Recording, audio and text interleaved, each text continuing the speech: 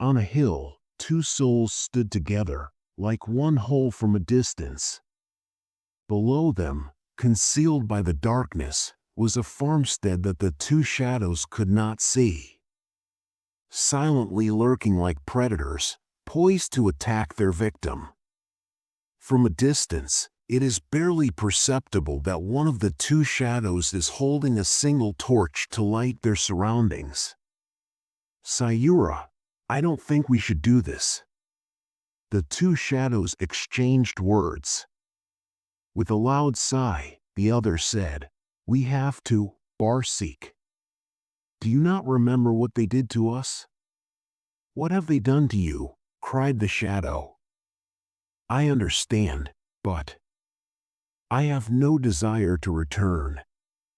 I believe that this was over." Barseek thought. "I might be, but you could never be through with this, with what you are," Sayura said with a sly smile.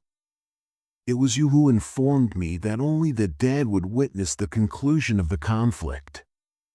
He pleaded, "Sire," but she interrupted him. She tore open her shirt as she said, "Listen, I hate to do this, but you're making me, and I only do this because I love you. Now let me remind you what they've done." He tried to turn away, but she yelled at him to keep his eyes on her nude body. "Now don't dare turn your head away. That's what they took from you, Barseek, and that's what they did to me." As he stood there, staring at her, defenseless against the impending flood of memories, she screamed and pointed to his prosthetic arm. "You're right," he admitted, looking down at the farmland. A part of him that he had attempted to hide deep inside his thoughts was starting to break. His mind suddenly focused on a horrible person he was trying to forget. While hiding once more, Sayura said, "And besides, you promised me we'd do this and you can't back out now." Her friend bemoaned, "You're right again." "Why do you have to be right all the time, Sayura?" His voice was cracking as he said this. With flames flickering in his eyes, he yelled at her, "Sayura, I hate how right you are all the goddamn time." Barseek's visage twisted into the face of a vampiric demon on the edge of starvation-induced insanity, and unquenchable hatred flames flickered in his eyes. When Sayura noticed how her friend had changed, she couldn't help but laugh like a child once more. As she watched him sprint down the hill with the torch in his hand, she joked, "Because someone has to be, don't you think?" He appeared to resemble a falling star from a distance. He soon disappeared completely, vanishing into the night a considerable distance from the homestead, but Sayura was aware of where to locate her friend. Particularly in this condition, she always knew where to look for him. She just needed to follow the yelling. She listened for the yelling as she descended the slope slowly, becoming enthralled with the thought of the cruel punishment Barseek was delivering in her name to those who had mistreated them and those who had wronged her. For as long as she could recall, they were always this way in her mind, one soul divided between two bodies. Since she first met him all those years ago, when he was still a juvenile soldier, things have always been this way for her. They were and will always be a part of the same whole, in her opinion. By the time she arrived at the farmstead, the shrieking had become nearly intolerable. Barseek took his sweet time carrying out their retaliation. To make their pain last longer, he took care to seriously hurt them. As she set out to trample on everyone in her way, Sayura was extremely careful not to tend to any of the dead men who were laying on the ground. An almost intentional scattering of blood, guts, and severed limbs was observed. Barseek built a bloody path for his lone companion to walk, using human feces. By the time she got to him, He was covered in blood and fighting with a sword against an elderly man who was having a hard time keeping his composure against a much younger opponent. The room was filled with the man's wife's constant cries. Sayura knelt before the woman and blew a kiss at Barsik. The elderly man's blade briefly struck his face as he briefly shifted his focus from his opponent to her. It was nearly more offensive than anything else because it only scraped the young warrior's face. He ought not to have done that. To the sobbing woman who didn't even appear to notice her, Sayura made a joke. Barsik barely noticed the pain, pausing briefly to inhale deeply before slicing his blade through his opponent to a cacophony of sobbing, jumbled words. I suppose he didn't show you enough love. Mommy. The sobbing woman was reprimanded by Sayura, who still didn't appear to notice. And now he passes away. Barsik severed the man's head as her words reverberated across the room like an order or a signal. To Sayura's sick satisfaction, the woman let out an inhuman screech as she watched her husband's severed skull fall to the ground. Would you look at that, like daughter, like mother? She yelled at her companion, who appeared to find the chaos he had created equally amusing. Barsik was not yet content with the destruction he had brought about, so he turned to face the woman and stood over her, his eyes flaming with need. His heart was unyielding even as she pleaded for her life. Despite his cruelty, this devil showed more mercy than she did. The murder came to an abrupt halt when he quickly swung his blade and severed her skull. By daybreak, Barsik and Sayura had long since vanished, two shadows snuggled as close as one. They walked unseen to the one location where they could both find serenity, almost like two spirits in one body. The entrance to the country of the pure and the world of the living. After arriving, the shadow crept gently in the direction of a grave at the base of a frangipani tree. Sayura, I told you. Barsik bemoaned as he carefully placed two skulls at the base of the tomb that held his sole companion. I told you I'll lay their skulls at your feet.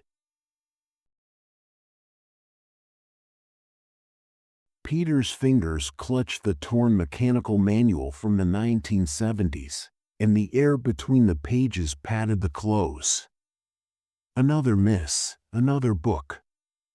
The faint sound rippled between the inexpensive pressboard shelves covered in black powder-coated steel, echoing ever so slightly throughout the library.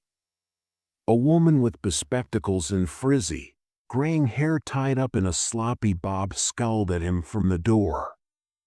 Although he had never really cared to introduce himself, he was a frequent visitor. Furthermore, he wasn't actually present for the books. He smiled mischievously and put the book back on the shelf. He would return for another shelf check the next time. The fact that he had never checked anything out or sat down to read might have raised doubts in her mind, but he didn't care. He had spent almost every day there lately, searching through almost every shelf, to the point where it was getting old.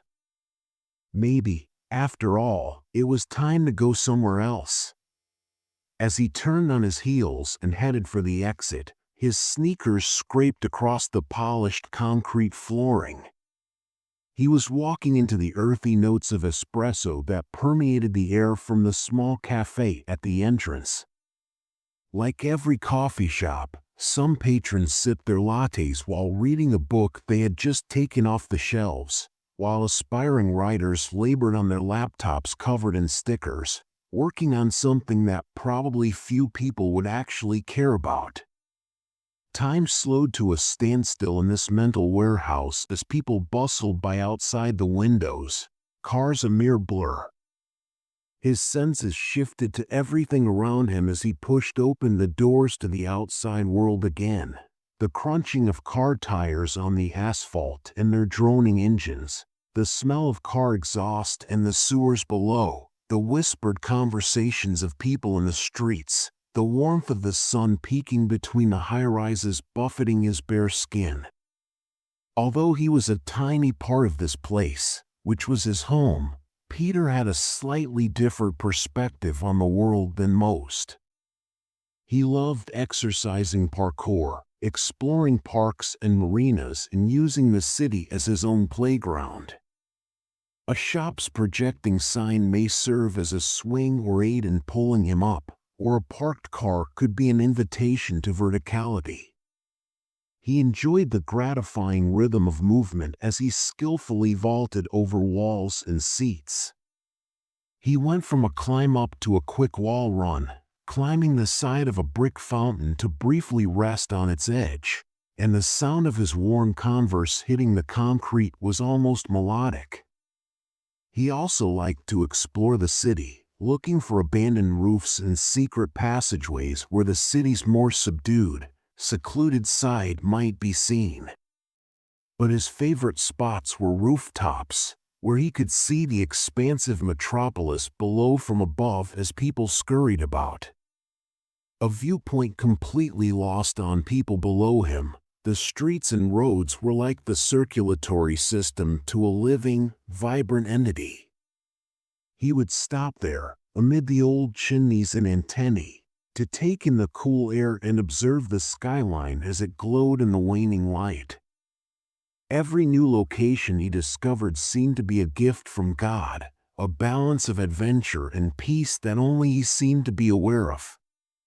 But lately, his fascination with libraries sprang from an apparently impromptu interest. He liked to gather insects that perished in the spaces between ancient books. He couldn't stop thinking about them late into the night since there was something so intriguing about them. His method of preserving them was a painstaking regimen that he had developed over months of patience and effort. Every specimen was treated with extreme caution. He visited libraries and used bookstores, where he could spend endless hours searching through ancient books in the hopes of finding them. He prepped them for preservation back in his office, a neat area with shelves of labeled jars and shadow boxes. In order to install the insects in glass frames, he would carefully position them on a foam board and secure them with small adhesive pads or pins so that they appeared to float in place. The vivid colors, complex patterns, and minute details of the insects, from the delicate veins of a moth's wings to the iridescent shine of a beetle's shell, were displayed in each frame, which was an artistic creation. His meticulous handwriting was evidence of his commitment, as he labeled each item with its scientific designation and the place of discovery. Although he had never shown anyone all of his hard work, the completed frames were ranged around the walls of his tiny flat. However, this passion and obsession were solely for him and not for anyone else. He had been doing it long enough to start running into problems finding the books he needed because his local library was starting to run low on the kinds of books he would normally locate. He needed something older, something that had been read and put down with a small life snuffed out accidentally or otherwise. There was little use in reading more recent books, even though the odd insect might make its way through the manufacturing process, squeezed and desiccated between the pages of some self-congratulatory autobiography or pseudoscientific self-help book. Particularly remarkable were the vintage ones, which led him to reflect on how the bug got there and the path its life and death had gone before he could categorize and appreciate it. He didn't particularly enjoy the thought of being the only one in a musty old vintage bookstore, but he was scrutinized as he quickly turned each page and felt for the smallest bump between the pages to find his target, staring at him as if he were going to commit a crime. No, they wouldn't comprehend.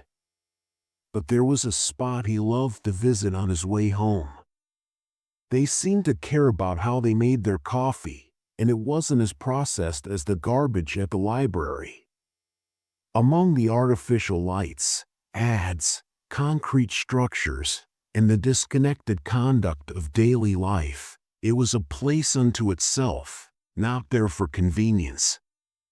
Even better, they possessed an assortment of vintage books.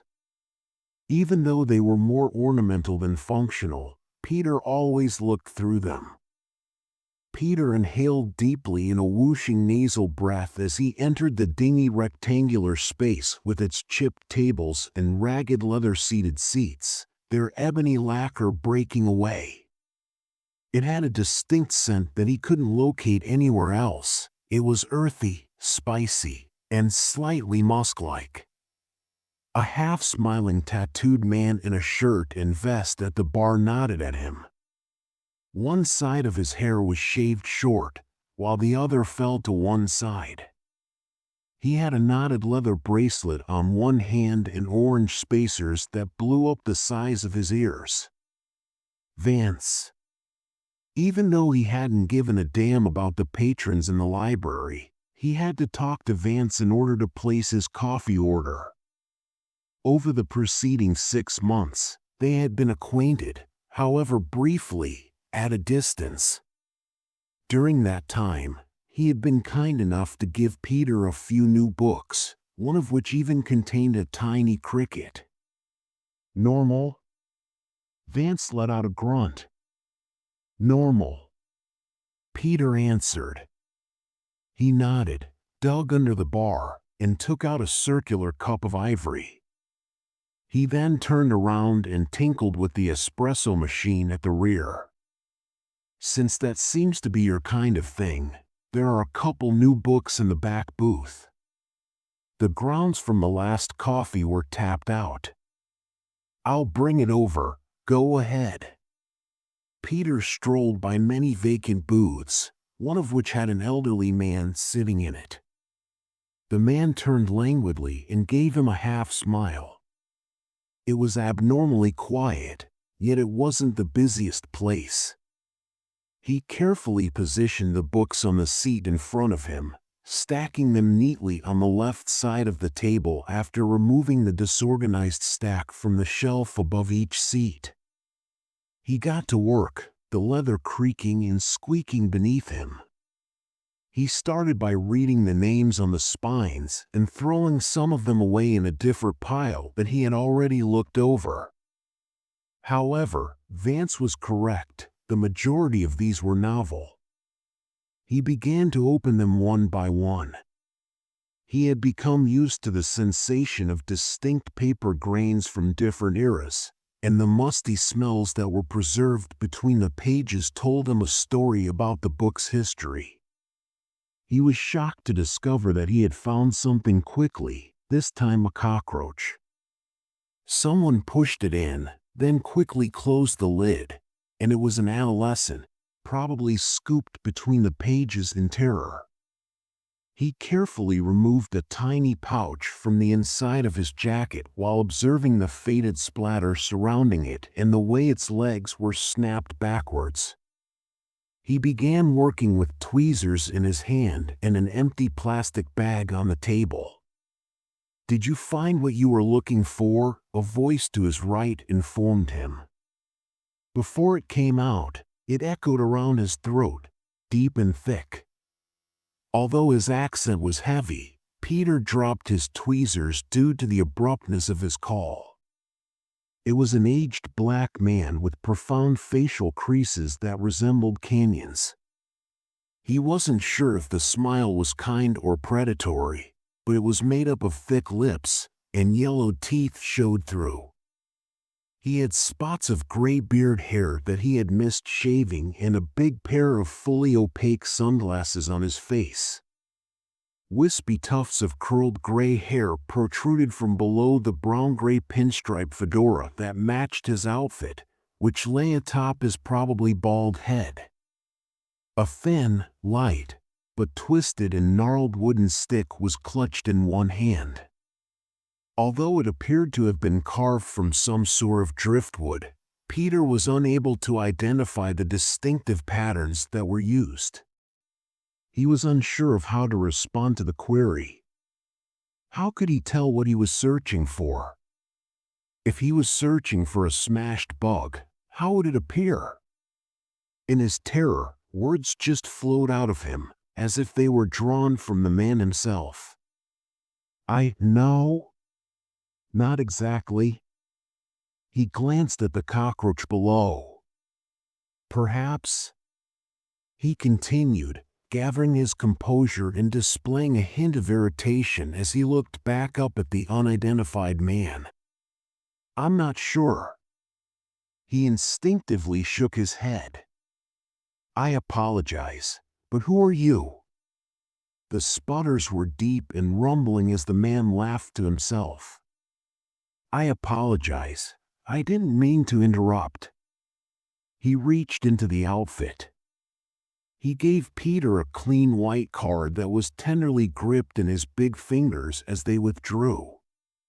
Mend is my name. Using 2 fingers, he moved the card across the table. I enjoy reading. Actually, I have a pretty impressive collection. But you're blind, don't you? Peter made up and down motions with his fingers before realizing the man couldn't even see him. He chuckled once more. I wasn't always. But I know who you are. Your speech and mannerisms. He smiled even more broadly. The library. Peter's face was scowling. In the hopes that his coffee would be ready and he could get rid of this guy, he leaned to one side to give Vance a questioning look, but Vance was not there. I used to love reading, and I have a sizable library. You could find what you're looking for there, so stop by. You believe that I will simply appear at some dash. Peter started to speak, but the man interrupted him by tapping his cane against the table. He emphasized, I mean no harm to you. I'm merely a person who shares similar interests. A unique one. With another smile, he clamped his fingers into a claw on the top of his cane. Hopefully, I'll see you soon. After a few days of trying to summon the bravery to show up, Peter checked the card he had tucked beneath his laptop every night, wondering what could possibly go wrong. He had even searched for the place online, looking at images of the area. It was a brick and wood, 2-story house from the late 19th century with a tall chimney and a towered room. Although it didn't appear particularly worn out considering its age, the yellowed lace that hung behind the window could be replaced with new curtains and a coat of paint. Finally, he slipped the card back into his pocket and grasped the chilly iron as he stood at the iron gate, staring down at the card and back up the gravel path to the home. He took sure to lock the rusted entryway behind him as it swung open with a yell. As he walked near the man's house, the ground crushed beneath his feet. He stopped to think for a second, but he still ended up pounding on the door. Men unlocked the door and heard footsteps approaching from inside, followed by a clicking and rattling sound. Hello. Don't worry about the shoes and come in. He grinned. The door clicked shut behind him. It was a reasonably clean house. In the hallway, a small cupboard hugged the wall to the kitchen, and a rotary phone rested on a little table. In the living room, Peter could see an antique radio blaring in French next to a deep green sofa with lace coverings draped over the arms. Taking everything into account, it wasn't poorly decorated, however the walls appeared quite empty. In any case, that wouldn't help him. Men turned a brass key he had left in the door and cautiously moved to a white door set into the paneling underneath the stairs. He smiled and gestured toward it as it swung outward. "Everything is down there. There is a small item to satisfy any fancy. Now, since I can't appreciate it, I'm just happy to meet someone who can." Peter remained quite apprehensive. The light switch was outside, next to the door frame, but men still hadn't turned it on, perhaps out of habit. "Go ahead, and I'll be right behind you. Not providing refreshments to a visitor in my house is impolite, in my opinion." "Oh, I'm all right." Peter admitted that he didn't fully trust the man, but also didn't want to come out as impolite. "I demand it." Grinning, he made his way back to the kitchen. Peter turned off the light switch and saw that his host had left, revealing a dusty wooden stairway that descended into the brick cellar. He finally started to descend slowly, step by step, holding onto the dusty wooden railing. The basement appeared steadily. There was a single workstation at the far end, shelves full of books, and pile after pile of volumes illuminated by a single halogen bulb. Thick cobwebs ran the length of the room like a fibrous tissue, holding the carapaces of starving spiders to the sandy layer of dust that covered everything. Like the imposing structures of the city, square shadows loomed against the brick in the twilight sky, and Peter pondered how long this place had been unaltered. The basement, a sizable rectangle with a metal pole supporting the roof, was a sterile space that seemed out of keeping with the old manuscripts kept below. He headed to the mahogany desk at the very back of the room since he wasn't sure where to begin. There was a book on top of it out of all the volumes in the basement. He had never seen anything like it. He couldn't keep his eyes off it, so he pushed the chair back, sat down, and carefully raised it. The inscription on the spine was so worn that it appeared to be undamaged. As soon as he turned to the first page, he realized that this was unlike anything else he had ever seen. The writing inside was handwritten on vellum sheets rather than typed or printed, and it felt smooth and almost slick against his touch. The script looked to be somewhere between Sanskrit and Tagalog, with whirling letters, double-crossed lines, slanted dots, and little markings above or below some characters, yet he squinted and tried to read it through the inky yellowed light. He had never seen anything like it. From behind him, a voice asked, "So, do you like my collection?" He recognized it right away as not being manned. Something about the voice sounded like a guttural clicking, a croaking snarl. He spun the chair around while gripping the table with one hand, and even if it wasn't obviously masculine or female, it was enough to make his heart leap out of his throat. He saw a towering figure when he looked up, but the intense light from above was too bright for his eyes to adjust to. The halogen's illumination softened the silhouette of the hooded shape, which was sinuous and gangly. A chilly hand extended toward his shoulder. As the figure moved closer, he sank farther into his seat, paralyzed by terror and unable to gaze through the darkness or turn away. "I understand what you're trying to find." Almost urgently, the hand grabbed and squeezed against his shoulder. They laughed breathily and hissed to themselves, "What am I looking for?" "Our eyes." They raised their other hand. Peter noticed that the figure's hood was reached by long, threatening talons. They took a step to the side and took it off. The light was sufficient to partially illuminate a portion of their face as it scooped around them. They had chitin instead of skin. thick hairs sprang out of a solid plate of charcoal black armor. All 5 of its eye sockets were concave. They were either pushed in or completely absent, creating a hollow pit. He instantly searched his mind for any species to which this thing might be linked, but he was not familiar with its layout. His survival was more important than how such a monster existed. At that moment, his only concern was getting away. To read my books, I need eyes. You look for books, but you never read them. The hand scooped its fingers around his cheek and reached up to his face. Though not as frigid as he had thought they might be, they felt hard. His eyes grew wide as he frantically gazed down at the visible wrist, devising a strategy for getting away. I feel sorry for you. Before he could try to seize them and throw them aside, they stood up straight.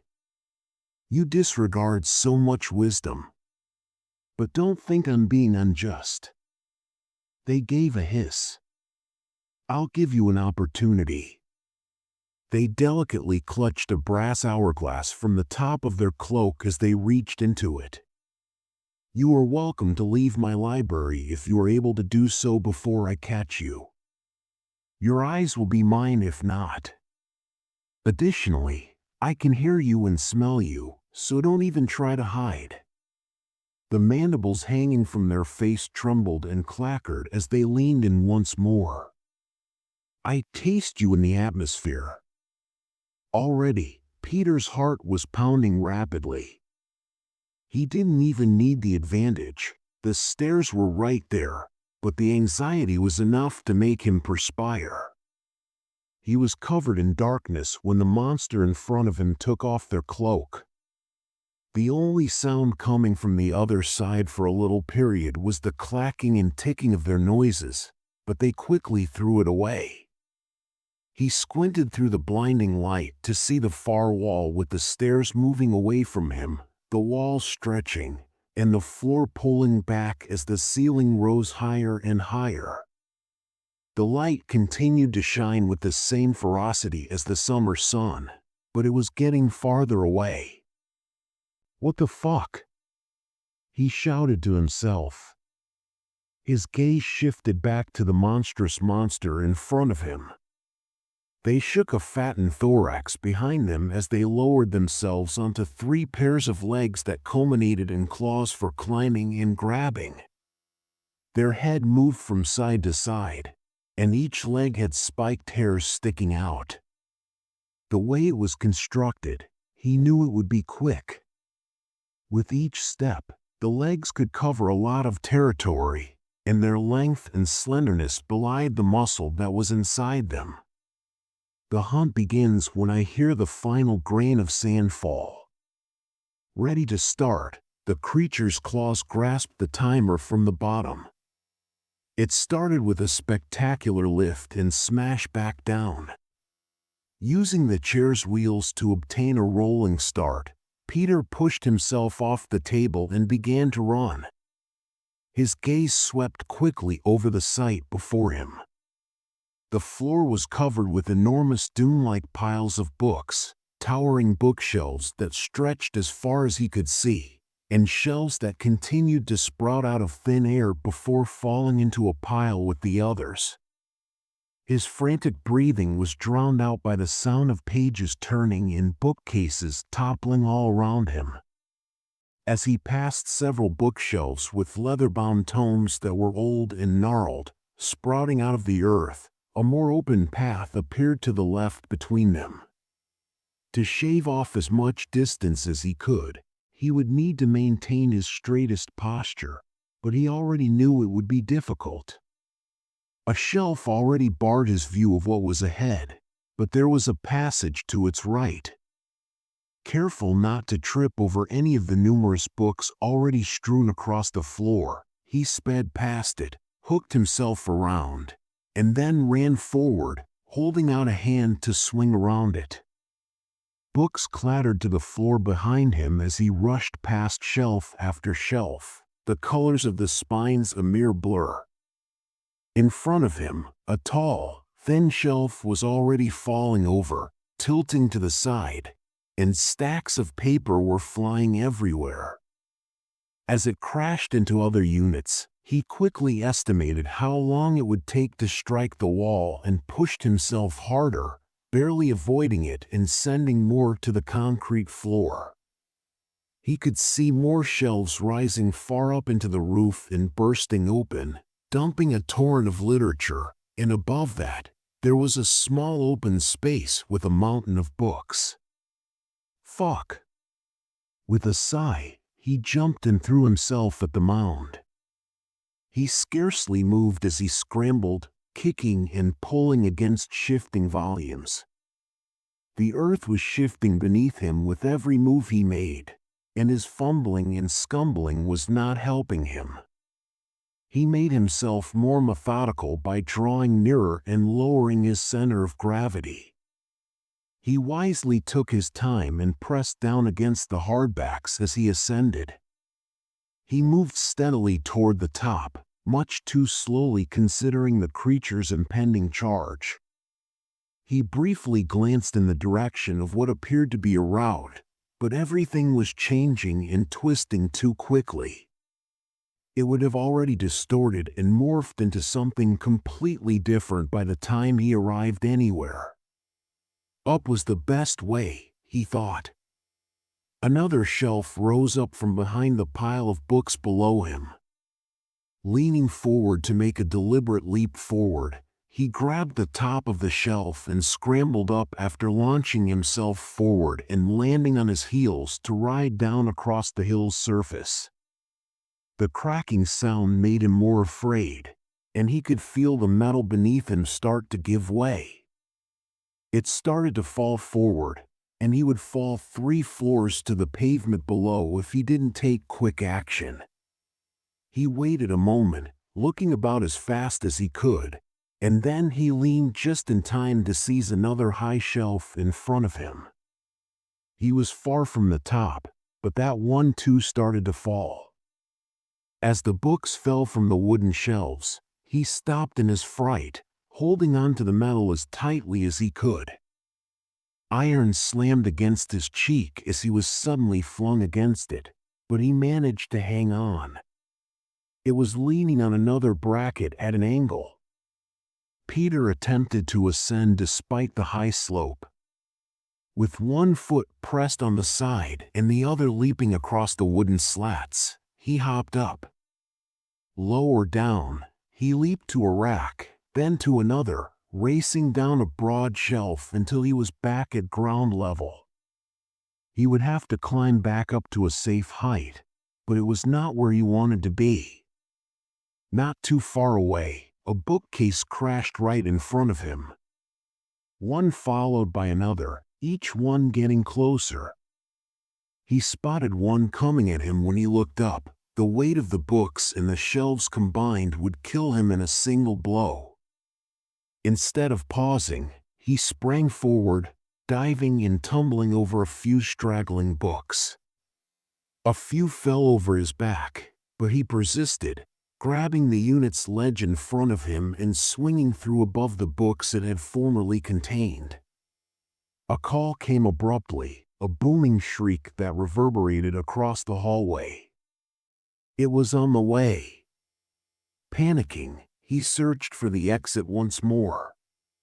He had just been thinking about moving forward, but how far? He wasn't sure he would make it, but he became afraid now that he couldn't see it in this maze of paper. Leaping across the tops of other shelves and jumping between them, he clambered up a diagonally collapsed shelf. He couldn't and wouldn't turn around. It was just a diversion from his escape. Except for a few books that got trapped in its wiry arms, the inside of another shelf, which was positioned at an angle between 2 others, was scattered all over the floor. He pushed against the top of the tall bookshelf he was standing on with a hard jump, expecting to swing from it to the next step, but it shifted away from his foot. Abruptly, he was in free fall, crashing forward into the atmosphere. He landed on a stack of paperbacks with a thump and rolled out to release some of the energy from the fall, but it wasn't enough. He stumbled to his feet, gasping for air as he caught his breath. His muscles burned, his lungs felt like they were on fire, and he was sore. He was injured and battered, but he knew he couldn't quit. He needed to keep going. His feet started to move again, slowly at first, then more quickly. Tall bookshelves continued to rise and fall in front of him, so he was careful to weave in and out of them while keeping a watchful lookout for potential threats above. He was unable to outrun the long unit this time, even though another rack was dropping in his path. Tilting in his direction, it was as long as a warehouse shelving unit and filled with bulky hardbacks. "Oh, screw it!" He screamed and braced himself as he screamed to stop. He shuffled to the side, tucked himself into a squat, and peered between his raised arms to gauge the situation. The racks clattered down around him as he was buffeted by book after book, some of which struck him in the head. He was fortunate enough to be seated just between its shelves, so he wasted no time in scrambling out and sprinting along the route that had been cleared on top of it. However, there was another lengthy unit at its end that appeared to be a wall in front of him and was nearly perpendicular to the recently fallen one. Beyond it, he could see other ledges disintegrating and dropping between the holes in the volumes. He plotted his course while continuing to run as quickly as his exhausted body would permit. As he got closer to the wall of manuscripts, he jumped from the long shelf on top of one that was still rising to his left, bouncing from platform to platform, diving headfirst through a gap, and somersaulting into the unknown beyond. He went down, this time without a place to jump, and fell on another pile of books. Peter slumped to his back and slipped down as his legs crumpled under him. The sound of that wailing getting closer, shelving units being thrown aside, books being pushed out of the way, made him groan in pain, agony, and tiredness, wanting this whole ordeal to end. Now, gasping, he pushed forward, stumbling and hobbling as he searched for that familiar pattern, trying to time his feet to his heart's quick pounding. As he navigated another twisting passage, he discovered it was barred and had to ascend each shelf while the beast continued to close in on him. Despite his darkest fears, he eventually made it to the top and followed the trail that led him back down. A massive tidal wave of books fell to one side, and a metal frame fell as a big metal yawn suddenly sounded. This time, it smashed straight through the concrete, exposing a second level of the labyrinth underneath. In that shadow, amid the flopping of books as they joined it, the concrete clattered and echoed against the floor, and it stretched on into an inky darkness below. There was still a passage off to the side, but he had no choice but to charge ahead, leaping as hard as he could in the direction of the hole, clinging to the twisted metal frame and severing one hand on the sharp metal. As he forced himself higher, forwards, rising, and crawling upwards little by bit with agonizing movements toward the end of the bent metal frame that extended across to the other side, with nothing but a terrible death below, screams began to break out between his breaths. As the beast reached the wall, a hissing scream reverberated throughout the cavern and reverberated in the labyrinth below, but Peter chose not to turn around. He didn't have a second to spare, so it was a diversion. The dusty ancient steps that climbed up against the brick were finally visible to him. Hope has never appeared so ordinary. He persisted despite the mantles and brackets rising and collapsing all around him, the loud thud and rustle of volumes dropping, and more. Above, around, and ultimately near a walkway that is unobstructed save for a scattering of books. The clicking and clattering of the creature's mandibles filled him with panic as he heard frantic, agitated footsteps approaching with full haste from behind. His arms were flailing wildly as his body started to give way, and he kicked a few of the scattered books as he stumbled and staggered towards the stairs at full speed. His foot finally made contact with the thin wooden step, but a claw wildly grasped at his jacket. He tried to pull against it with everything he had left, but it was too strong after his ordeal, so he moved his arms back to slip out of it.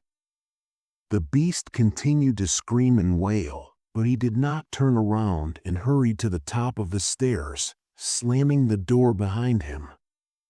He fell to the ground in complete tiredness as blood dripped down the white painted paneling. BVVVVVVVVVVZZZT. From the hallway came the electronic buzzing of his apartment doorbell. Peter pushed out of bed with a wheeze, pressing a bandaged hand to his aching head. He threw the sheets away and bent forward, putting on a pair of backless slippers and standing up with the weight of his body. With a moan, he put on a gray tank top with blood stains and walked past the kitchen to his door, where he could see through the foggy peephole. The top of a box was visible at the bottom of the fisheye picture beyond, but no one else was present. Curious, he used his good hand to remove the sleep from his eyes and slid open the chain and turned the lock. He looked left and right into the transitional hallway to see who might have been there.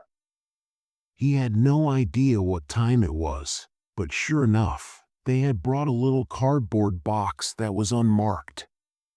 He picked it up with one hand, carried it back to the kitchen, and idly opened a drawer to retrieve a knife. He cut the brown tape that sealed it carefully. He was too intrigued to stop, even if it smelled a little musty and felt a little grainy to the touch. It was nearly like old times. He looked inside his dimly cool abode and saw bugs, exotic insects of all kinds. It is all dry, level, and preserved. There was a note on top. I was annoyed by the summer cabin. I understand that's an odd thing to say, but it's accurate. We would spend at least a week there each year, and sometimes we would even go up there for vacations. One year, we spent Christmas in the cabin, and it was a terrible experience. The cabin was my family's vacation home on the shores of Lake Erie, a modest two-bedroom cabin with a loft up in the eaves. It had a little kitchen, a beautiful living room with a fireplace, and 2 bedrooms downstairs, one for each of my 2 sisters and one for me. Since Mom and Dad always slept in the loft, they were unaware of the oddity I saw from my bed in the smaller of the 2 bedrooms. Large gaps between the floorboards on the cabin's floor allowed for a view of the interior. Dad kept saying he would repair the floorboards, but he never did. I guess Dad decided it was worth the occasional spider or bug looking up through the floorboards if his socks didn't get hung on protruding wood because they were smooth, ancient wood that didn't splinter. Bugs, spiders, and other pests were the least of my concerns. I didn't notice it at first, of course. The first time we stayed at the cabin, I was just amazed. Everything was great to have a cabin to ourselves, and I checked everything out from top to bottom before going outside. I spent hours swimming in the lake, removing our canoes, climbing trees, and playing pretend before falling asleep deeply after supper. I'm not even convinced that I dreamed that first night, but I couldn't wait to do it all over again the following day. However, during that first week, I started to notice strange noises coming from beneath the flooring. The scuffling sound, which seemed to come from anything moving underneath, made me think of small animals or insects. Sometimes I caught a glimpse of them between the crevices in the boards, but they were always too fast for me to notice. According to Dad, it was most likely just rats because many of these old cottages had rodents dwelling under the floorboard. He placed traps in the kitchen so that if they were only living under the house, they wouldn't be disturbed. But nothing ever got past the traps, and Dad wrote them off as good-natured insects. Except for me, everyone appeared to be well behaved. I never slept like I did the first night again, and sometimes the scuffling under the boards kept me up at night. As I lay there listening to their movements, I would assume that they were much too big to be mice. If they were rats, they were huge rats, and sometimes I thought they may try to get through the flooring. We always had a fantastic time there, but I prayed every night that I would go to sleep before I was awakened by the scratching noises. My parents bought the house when I was 4 years old, and we went there every year until I was 12.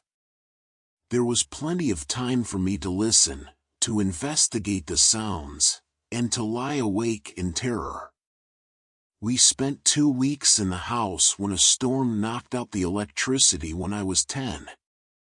After the flooding caused the grid to fall down and the entire town lost electricity, my parents decided to stay there until things calmed. It was awful. Every night, I just laid there and listened to the scrabbling of whatever was underneath. No matter how many cushions I placed on my head, how much I swam and ran, or how fatigued I got, nothing ever helped me fall asleep. I finally had enough of the scrambling and clawing that kept me awake at night after 8 nights in a row. Around 11 o'clock, the scratching started up again, and I growled. I was tired and grumpy because I had had enough. I pushed myself out of bed and landed hard on the boards, then stomped about as loudly as I could to scare them. I stomped around for a few minutes before the noise under my boots suddenly stopped. I stood there feeling pleased of myself and got back into bed. If I had known it would be that easy, I would have finished it weeks ago. I closed my eyes and finally drifted off to something like sleep, but it was only for a brief minute, and for the first time since that first night I felt safe. I heard the scrabbling again after hardly an hour had passed. The sound was so loud that I assumed something was trying to get in through the floor. I looked over the side of the bed and saw something squeezing between the cracks.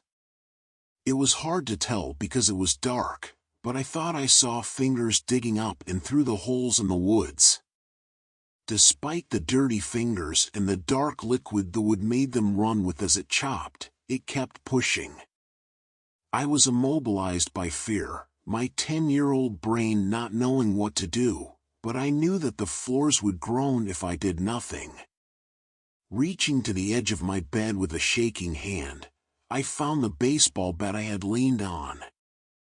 I had been preparing because baseball tryouts were coming up, but I had not expected to use it for this. I leaned over and swung the hand as hard as I could. Though it didn't stop right away, it pulled its fingers back under the boards after a couple more powerful shots. I hoped they were broken, but they probably were, so I waited for them to come back while I held the bat. I sat there staring at the floor for a time, watching while something worse than a finger gazed back at me. It looked very human and had one bloodshot eye.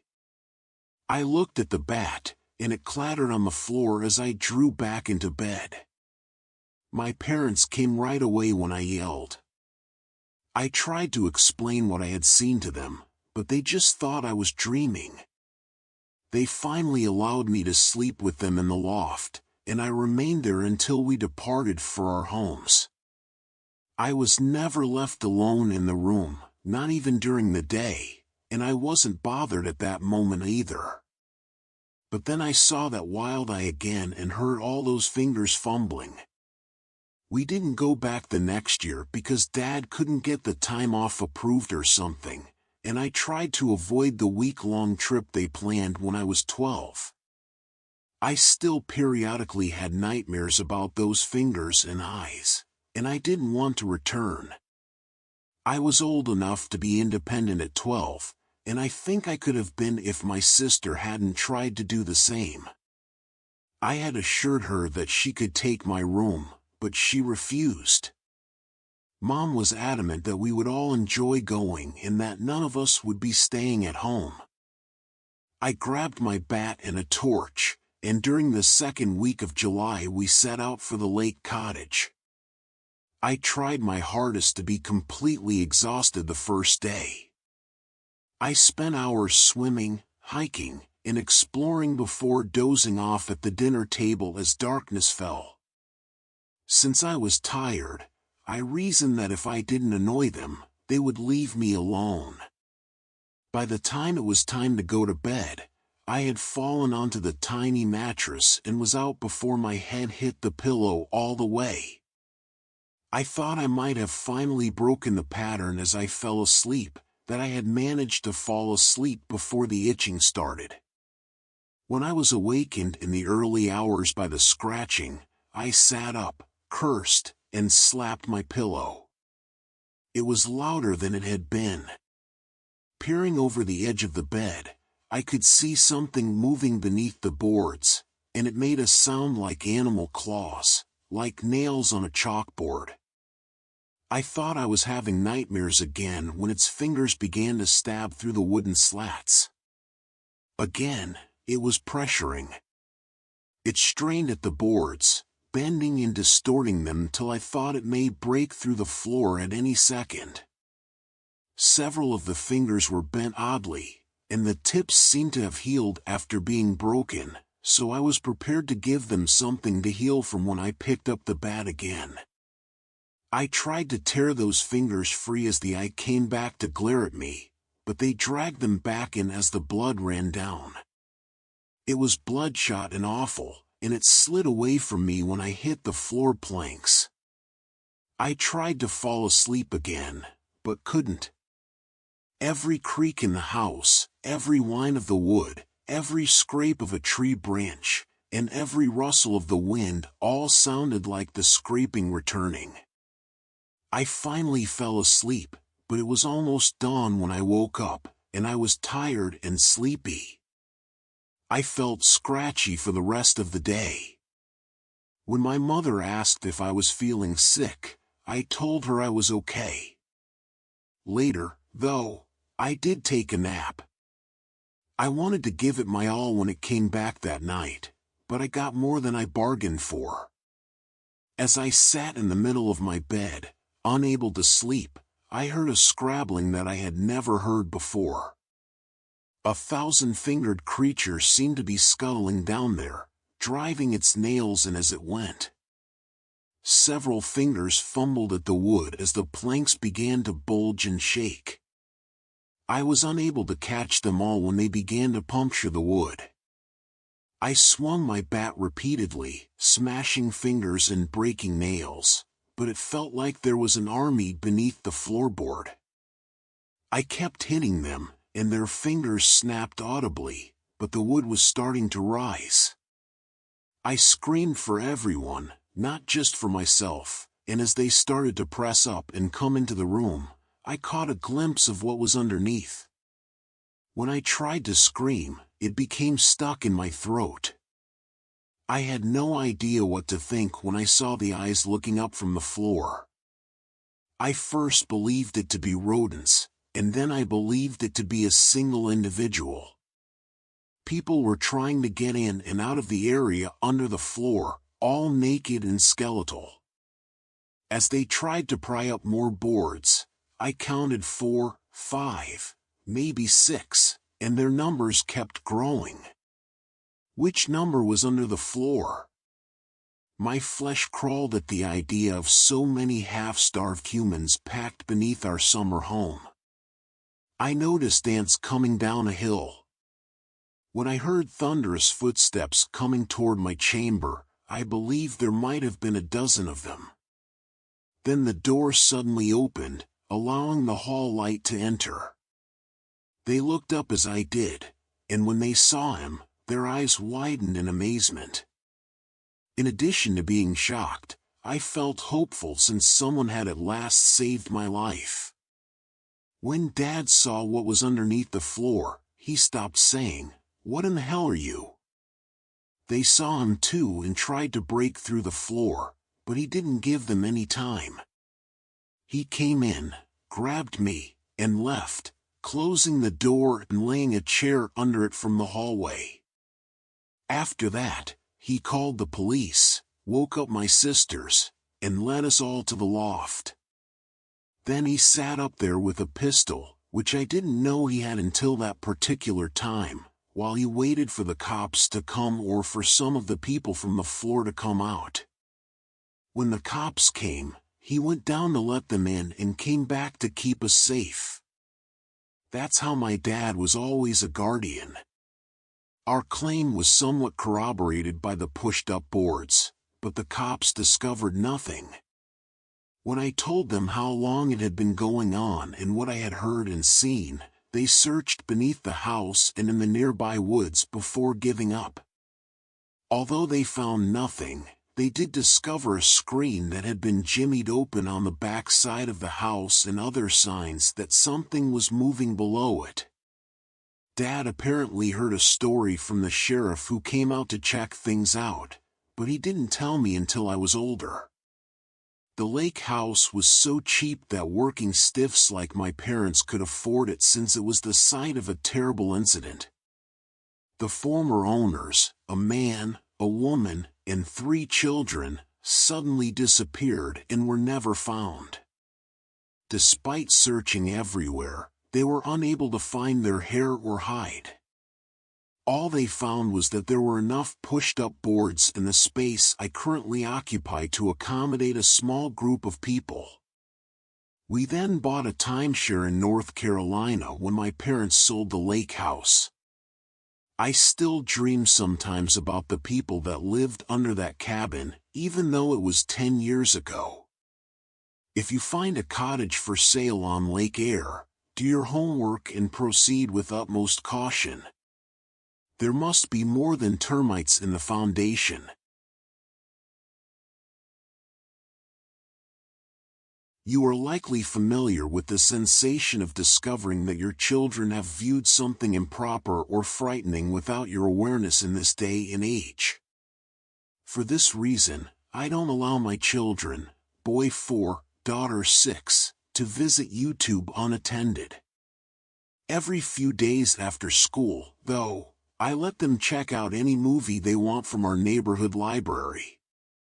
Since the only library in my little rural Wisconsin town has a pitiful selection of mostly children's films, I feel rather confident that they won't find anything frightening or violent there. My daughter chose to watch Dora the Explorer on Friday. I was shocked to discover that the DVD had no colorful print when I opened it at home. When the theme song began and Dora and Diego were seen racing around, I stayed to make sure it was Dora because it was a simple black color and I was worried it was a different DVD in the wrong box. After that, I went to make dinner. My kid began to scream and appeared hungry, but I was too busy trying to figure out what my daughter was talking about when she repeated telling him over the weekend that she was looking forward to seeing him trip and making a clawing motion with her hands that looked like a Venus flytrap. She claimed to have seen it on Dora when I asked her why. When I questioned what she saw, she replied that it was the metal mouth on the ground. I let it go and prepared him some food after my son's cries became so loud that I believed his vocal cords could break. We returned to the library the following Friday, and I suggested that they choose a family-friendly film to watch. We went back to Dora after my son chose Finding Nemo. After having trouble using the scanner, the elderly woman behind the desk went to the closet to use a backup scanner. My son was furious because my daughter continued making the hand motion while she was away. I discovered that the Finding Nemo DVD was blank once more when I opened it. This time, it had the standard tan/beige color of unprinted CDs. Although it was very different from what I recall, it was indeed Finding Nemo. Some of the topics must have been too complex for me to understand as a child. Because Nemo was the only one who survived, Marlin appeared to harbor a great deal of bitterness toward him. In several situations, his rage bordered on abuse. There were also scenes of the young girl from the dental office aggressively attempting to hurt, electrocute, choke, and torment the fish, making her appear much more nasty. Additionally, the voices sounded a little strange, but that might just be my memory. Is it just me, or do I have a serious problem with this library? I'm concerned that my children are seeing inappropriate content. All right. Change or update. I asked my kid what she saw when she watched Dora the other day because I was genuinely afraid and felt like I was going mad. She claimed that Dora's key had been taken by the fox figure known as Swiper, as usual, and that she had used one of those metal mouths to restrain the fox. Her response to my question about what she meant by metal mouth was, like in the backyard. I discovered that we have a section of the fence with fox traps because we have some outdoor pets, such as hens and rabbits.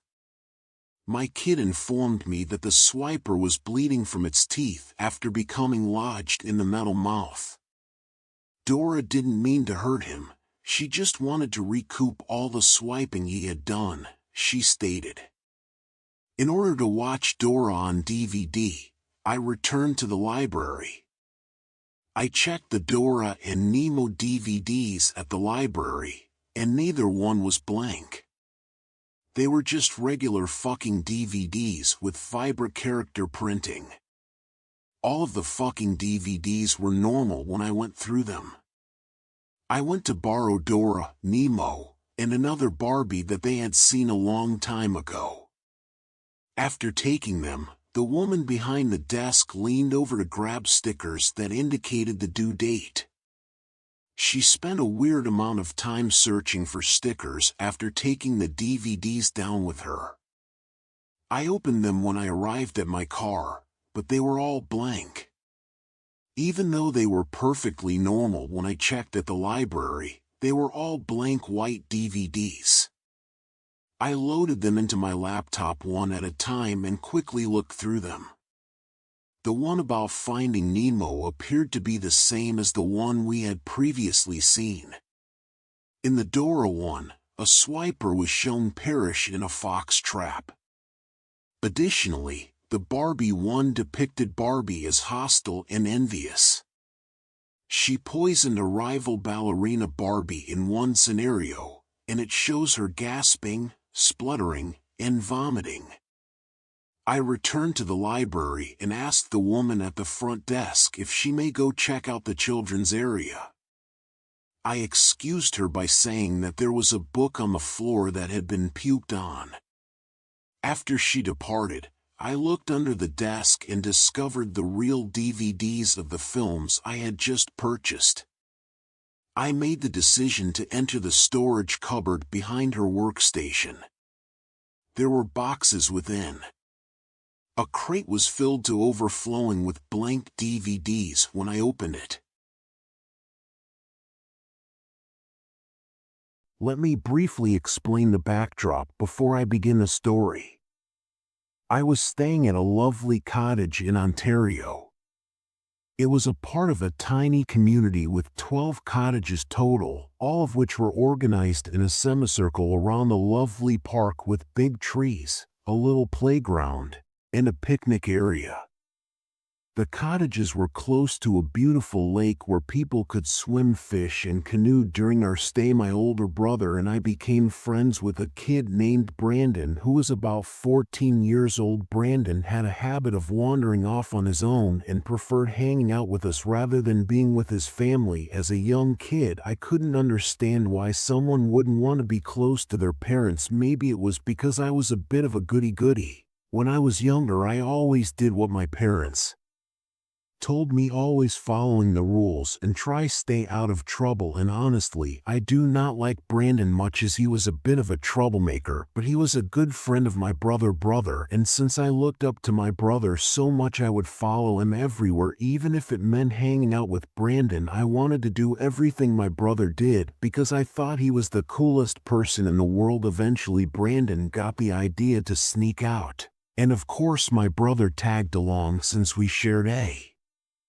room. I had no choice but to join them. At first, we simply wandered over to the park and hung out there for a while, enjoying the quiet night and the cool breeze rustling through the trees. But soon we all felt bored and wanted to do something more exciting, so I suggested we call it a night and head to bed. But the older kids were the ones making decisions. Reluctantly, we set out into the woods with only Brandon's phone's faint glow to guide us. Fortunately, the woods weren't too dense, and after a short walk, I wanted to return, but I had two options: stay with them or walk back alone in the dark. Brandon suggested that we explore the woods, and despite my attempts to argue against it, they simply ignored me. I eventually noticed that there were no longer any crickets, owls, or even a breeze in the woods. When I brought this up, we all stopped and listened. After a few seconds of total silence, my brother spoke up, sounding irritated. I told him I was trying to listen, but I was confused and told him I didn't make any noise. He then mentioned the heavy breathing, likening it to a dying pig, and told me to keep quiet. Just as I was about to argue, I heard the breathing too. It was heavy and sounded difficult. I whispered, "That's not me. I can hear it too." My brother looked at me, and then the breathing got louder as if it was getting excited. Above us there were two lights. They glowed brightly in a brilliant blue hue, swinging gently from side to side. We were all fixated on them, unable to tear our eyes away, almost as if we were under a spell. Suddenly a chilling moan pierced the air, sending shivers down our spines. It sounded like someone who had smoked for years struggling to let out a scream while desperately gasping for air. And we started running. We could hear branches breaking and trees shaking behind us. Whatever it was, it seemed to be in the trees. I cannot run too fast, mostly because of my small feet, so I knew I couldn't keep it up for long. Soon pain shot through my legs and I had to stop while my brother and Brandon kept running ahead, leaving me behind. Still, that thing, whatever it was getting closer fast, so I dove into a bush nearby, but luck wasn't on my side because it turned out to be a thorn bush. Within seconds, I was covered in cuts and scratches. Yes, I had to bite my lip to stop myself from crying out in pain. As I sat there trying to stay quiet, I heard something heavy land on the forest floor nearby. From my hiding spot in the bush, I saw the two lights from before shining into the small clearing where I was, but these weren't lights, they were eyes. Those eyes revealed a creature that seemed like it came from a scary dream. It was about 7 foot tall, skinny, and its skin was a dark gray color. Its arms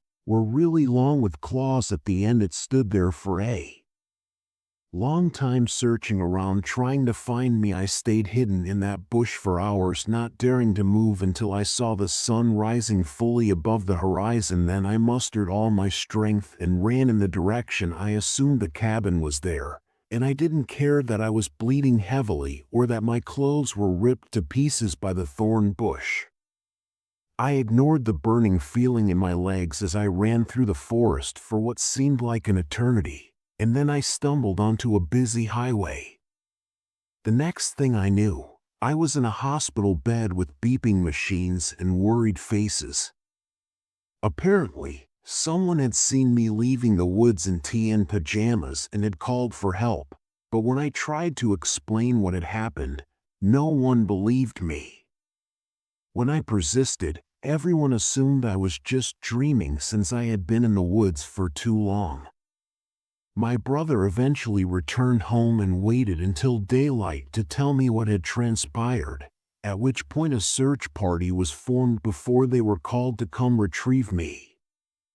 Since those horrifying events occurred more than 7 long years ago, I have devoted numerous hours to searching the internet in vain for any information that could lead me to that enigmatic.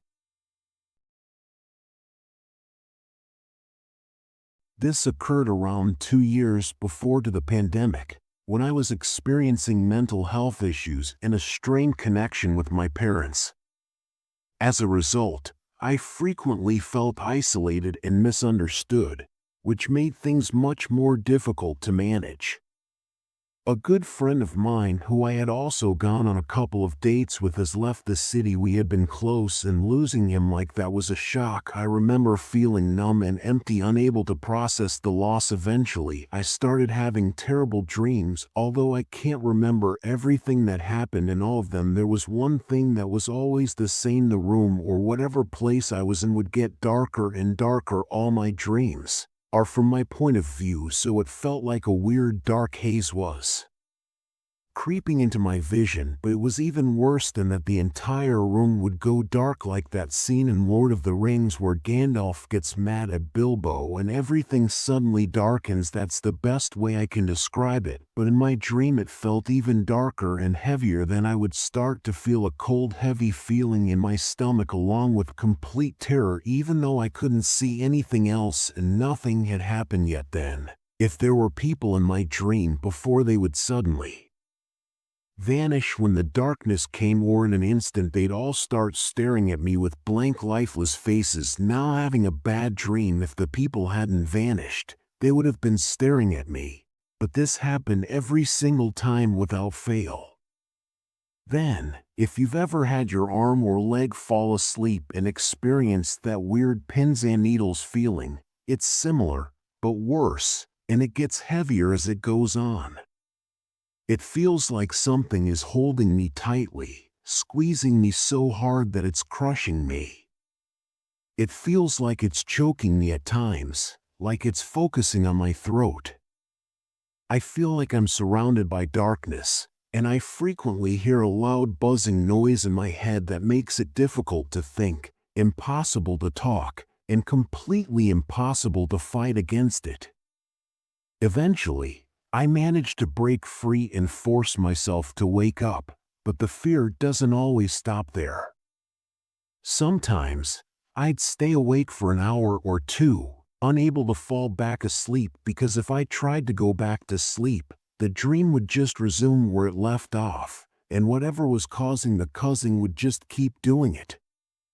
In 2021, I ended up living with my best friend, Amelia, who has a small cabin in the country. She is very religious and an all-around wonderful, amazing person. It had been more than a month since I had last had one of those dreams, and this time it was like being thrown into a movie without knowing what's happening. Everything happened quickly, leaving no time to figure out what was going on. I remember clearly stumbling out of the cabin, jumping into my Jeep, and speeding down the dark back roads where I lived before. I nearly lost control of the car a few times, but I kept going fast while desperately calling Amelia on my phone. I slept upstairs in the cabin on a tiny mattress one night while Amelia was away babysitting overnight, as she frequently did for another friend. I informed her I was driving with trepidation. I went to the hospital because I felt really ill and knew that something terrible was going to happen. She asked me what was wrong, but her voice began to wane. Instead, I heard a low, ominous, growling voice whispering strange words into my ear that I couldn't even make out were coming from the phone. I looked at the dashboard's rearview mirror, But then the terrifying part of my dream began. Suddenly, my Jeep's headlights went out, and I was unable to turn them back on, so my vision was beginning to blur. But then, for the first time in my dream, a large hand reached through my hair at the back of my head. It was so large that it felt like the palm could easily cover the back of my head near my neck, but its fingers still touched my forehead, and I could feel claws lightly scratching my skin. The hand then grabbed a handful of my hair at the back of my head, pulling me back firmly until I was pressed hard against the car seat. The growl grew louder and louder, and I felt like something heavy was pressing down on me. I was so frightened that I was screaming silently. I spoke to Amelia about these dreams, and she taught me the Lord's Prayer and advised me to ask God to send the Holy Spirit and Saint Michael to protect me. I had never done this before, but I remember pleading with God in my head for assistance, promising that if He helped me defeat this thing and make it go away, I would believe in Him forever. As soon as I called out to God, the hold on my hair began to loosen. My mouth was wide open, but nothing was coming out. Whatever it was, I knew it truly hated me. I felt as though this thing was letting me go, but it was happening slowly, as if it didn't want to. Eventually, I woke up completely, sat up quickly, and looked toward the loft stairs and window. It was the first time I had ever seen it outside of my dreams in real life. Since there was no light in the cabin and I remembered that I was on the second floor, I knew that the two red eyes staring at me from the chimney window belonged to that thing. They had large red slashes, and even the whites of its eyes were red. I couldn't see any other details, other than its oddly shaped head, but the fact that it was staring at me from a second-story window with no trees or air conditioners nearby indicated that whatever it was. I immediately called Amelia and pleaded with her to stay on the phone with me while I explained the dream and what had happened. Fortunately, her friend was home, so Amelia could begin returning home. She instructed me to put her on speakerphone and prayed loudly for me, even telling me to burn some white sage.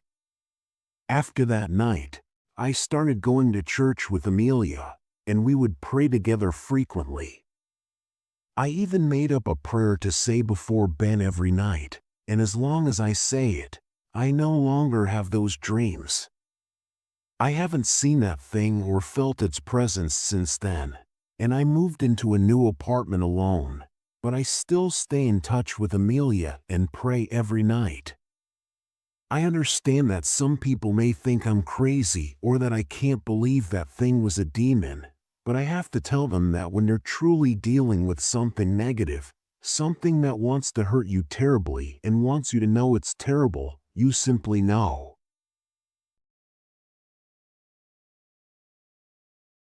"5 years ago, my wife and I moved into a new home in a West Irish housing estate. The house is nice and modern, and we like the way it was designed overall. However, shortly after we moved in, I started to feel uneasy for reasons I can't explain, but it was strong enough to notice that the attic wasn't what you'd expect it to be because it was completely converted into a bedroom and bathroom. When the house was built, there was a proper staircase leading up to it rather than a ladder, and it even had a dormer window that let in a lot of light. The space is large and doesn't feel claustrophobic, but there was something about that closet area that didn't feel right. The attic contains the closet. Situated in the center of the house, it is encircled by other areas, such as the restroom. When I used to sit in my office, I would occasionally feel something lightly touch my hair on my right side, like someone flicking a single hair. After a few months of experiencing this touch, I thought moving my desk to the other side of the room might help, but now I feel it on my left side instead of in a straight line from where the closet is behind me. I also landed my office in a crawl space, which has no windows. No matter how much I try to ignore it, it always appears in the same place. There are no heaters or windows on that side of the room, and there is nothing else that could be the cause. It's not just the touch though. Sometimes I hear what sounds like talking. It's hard to describe, like 3 different conversations happening at once layered over each other. The voices are soft like whispers, and they don't make any sense. It only lasts for a second or two, just long enough for me to notice, and then it's gone. The strangest part is that it always stops the moment I turn around, as if whatever it is doesn't want to be caught. I tried to ignore all of this until one night my wife told me she felt like someone was watching her from our bedroom walk-in closet. That closet is right below the attic closet, just like the attic one. It's surrounded by other rooms and doesn't have any windows. She also said she can't sleep with her back facing it because it makes her uneasy. Then one night, when I was going to bed, I usually stay up later than my wife because I work from home. As I was heading to the bedroom, I noticed a shadow, or more like a dark void, as if light was missing on the landing outside the bedroom. I actually walked past it, but something made me turn around to take another look. That's when it stood up, almost as if it was rising, and rushed toward me. In one quick motion, it swooped over me and disappeared. The whole thing happened so fast that I instinctively stepped back, like I was trying to protect myself. By now, my wife and I had been discussing the strange things happening in the house, and when I told her what had happened, she seemed uneasy. Then, one night, she woke up and saw something standing at the foot of the bed. She couldn't tell what it was, but it was dark and shadowy. She sat up to get a better look, and it moved suddenly, rushed toward her, went upward, and disappeared. Her story made me feel even more uneasy because it sounded exactly like what I had just gone through. Other strange things have been happening too. Sometimes when we're downstairs, we hear the sound of our bedroom shutters opening. It's a very clear sound, the magnet releasing the shutters, folding and hitting the wall. But when I go upstairs to check, the shutters are closed and everything looks normal. Another odd thing is the tiny holes in our shirts. It started with my wife's shirts. They would get 3 small perfect holes near the bottom, slightly to the left of the center. The holes weren't ripped or torn, they were neat tiny circles in the shape of a triangle. Now it's happening to my shirts too, and we can't figure out why. The holes always show up in the exact same pattern, 3 tiny perfect circles in a triangle shape. At first I thought maybe my wife was catching her shirts on something at work, or maybe it was her car seat belt or the washing machine causing it, but after about 6 months it started happening to my shirts and t-shirts too, in the same spot. We've switched cars multiple times since then, so it's not the seatbelt. We don't wear the same seatbelt either, so that's not the problem. I've even checked the kitchen counter, thinking maybe something there could be causing the holes while we're cooking or washing dishes, but I couldn't find anything unusual. Also, my wife sometimes gets bruises on her legs and arms that we can't explain. It's not just in the morning. Sometimes she'll notice a big bruise forming while we're sitting and watching TV. It wasn't there just an hour before.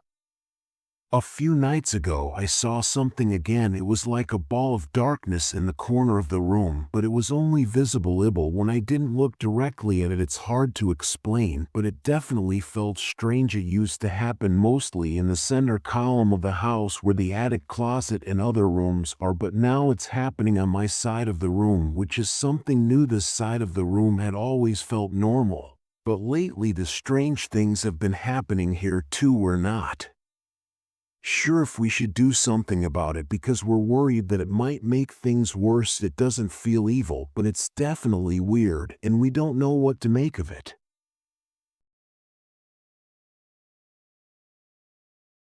I feel like I have a special ability because I dream about things that happen in real life. For example, a few days ago, I had a nightmare in which someone was trapped in a car and screaming for help. It felt so real that I woke up feeling uneasy. The following night, at around 11 o'clock, my mom answered the phone, and even without saying anything, I could tell something was wrong by the look on her face.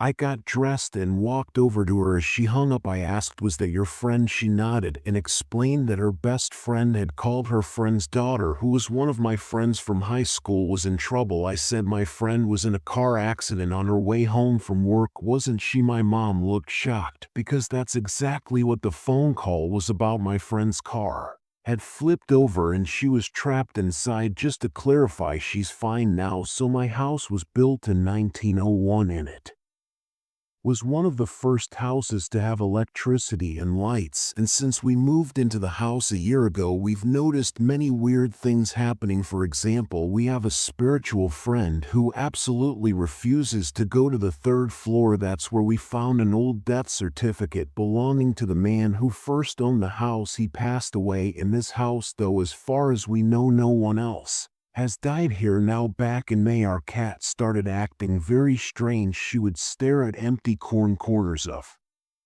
the room, her fur standing on end, and hiss at nothing we could see. At night she would pace around restlessly and hide under furniture, something she never used to do before. In July, I was sitting on the sofa with my cat asleep in my lap. Then suddenly I heard the sound of someone sitting on the couch next to me. I watched as the cushion sank like someone invisible had just sat down. The cat woke up right away and started growling softly, but it sounded threatening. Her fur stood up and she kept staring at the spot on the couch. Then the cushions slowly went back to normal, as if whatever had been sitting there had stood up and walked away. Then last month I had a recurring nightmare that felt so real it stayed with me even after waking up. In the dream, I woke up in bed and saw a little girl standing over me. She looked about 4 or 5 years old, wearing a black dress that seemed old-fashioned, and her long black hair hung over her pale face. Her skin was a sickly grayish blue, like someone who hadn't been alive for a long time. Her empty, cold eyes stared straight at me, and I couldn't move or speak. It felt like she was trying to tell me something, but I woke up before anything else happened. After having the same nightmare 4 times, I got up and went to sit in our reading room. I sat in a chair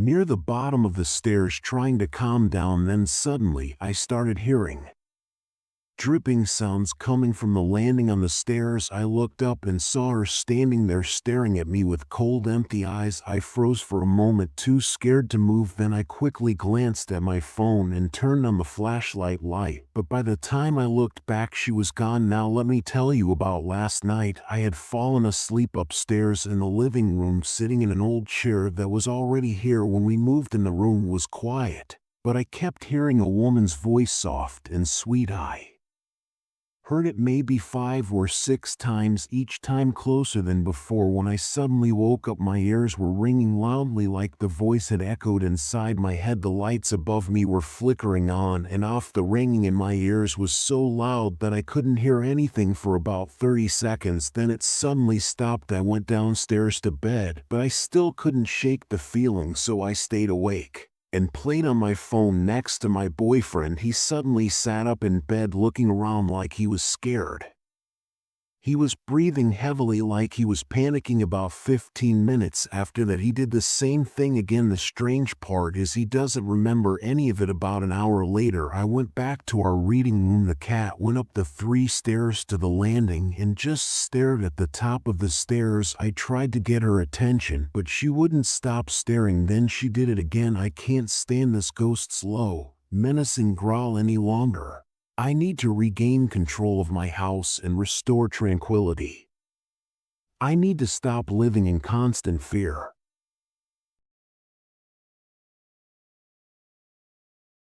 I need to get some of these stories off of my chest, especially after what happened 2 weeks ago. Now, I've always believed my parents' house was haunted since I had spent my childhood in that house. I was born and raised there, and between the ages of 4 and 6 I saw things I still can't explain. Unfortunately, my parents experienced them too, but this story isn't about that. We moved to a new house when I was sick, and my parents thought there wouldn't be anything strange in this one, but I always felt uneasy. There was one room we called the orange room because it had bright orange carpet. When we moved in, it was a small room in the middle of the house, like a second living room, but it was connected to the main living room, so you had to go through it to get anywhere in the house, and I didn't like it. I mean, something about the room felt weird. For the first few years, nothing unusual happened. The nightmares I used to have in our old house had stopped, so I started to think this house might be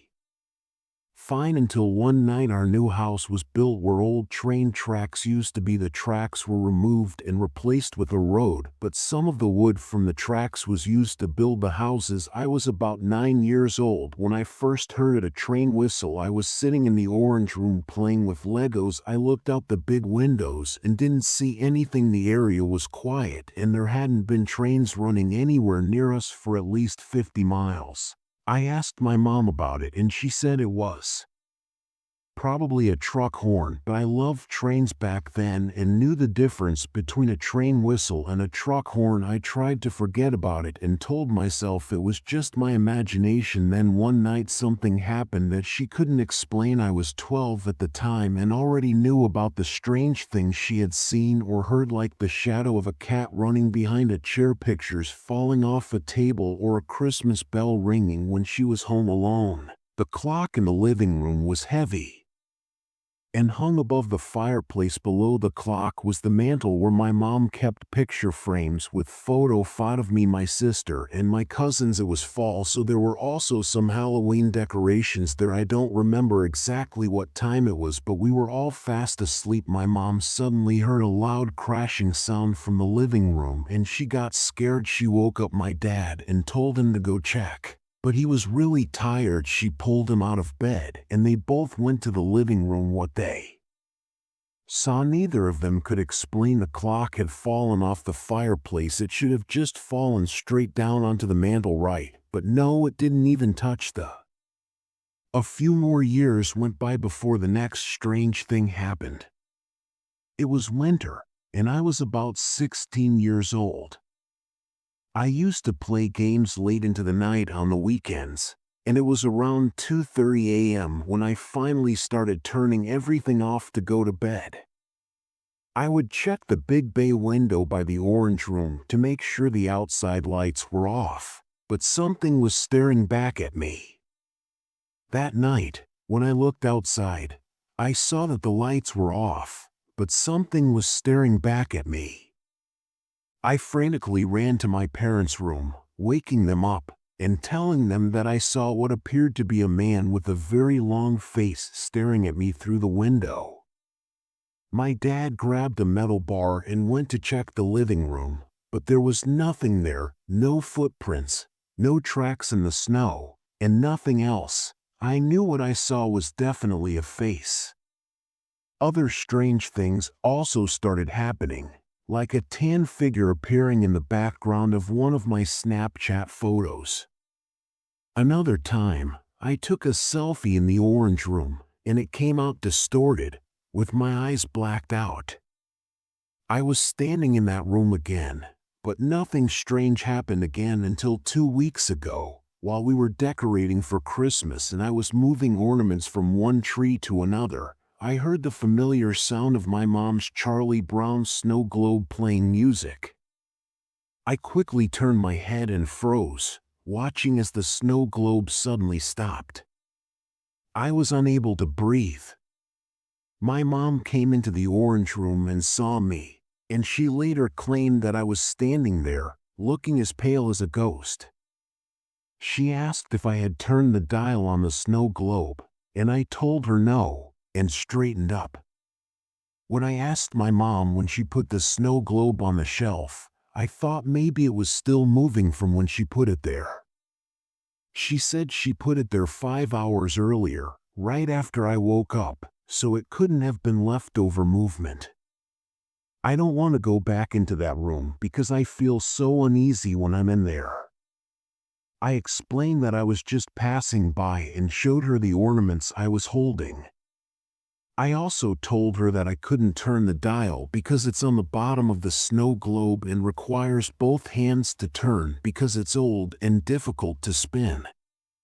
Christmas is approaching, and while I know I must, I really don't want to. It's difficult, but I'm anxious about what could occur the next time I visit.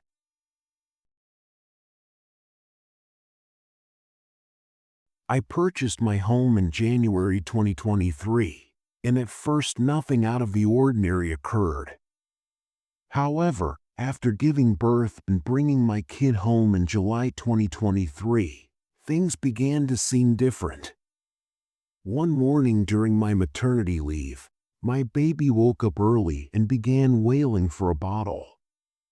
The house was silent except for my baby's screams, so I got out of bed and went to the kitchen to prepare it myself. As I was getting the bottle ready, I heard a deep man's voice speak a single, clear word. He was lying there, staring off into space like babies often do, but he seemed really happy, which was a big change from how he'd been crying just a moment ago. I think that moment was the beginning of what we now call the ghost man in our house, but I don't get scared easily because I grew up in a house with strange happenings, so I've been around unexpected things for as long as I can remember. I even stayed at my neighbor's house after high school, which was also haunted, so I'm kind of used to it by now. However, my fiancé is completely different. One night, while he was in the kitchen feeding our dogs, the Graco swing that moves back and forth to help them relax suddenly turned on by itself and started moving. We hadn't even touched it, so I was certain it had been turned off completely. Another odd thing happened with my fiancé. We had purchased a motion-sensing baby monitor for the nursery, which was meant to notify us of any movement in the baby's room. At that time, our baby was still sleeping in a crib in our bedroom, so we hadn't set it up yet.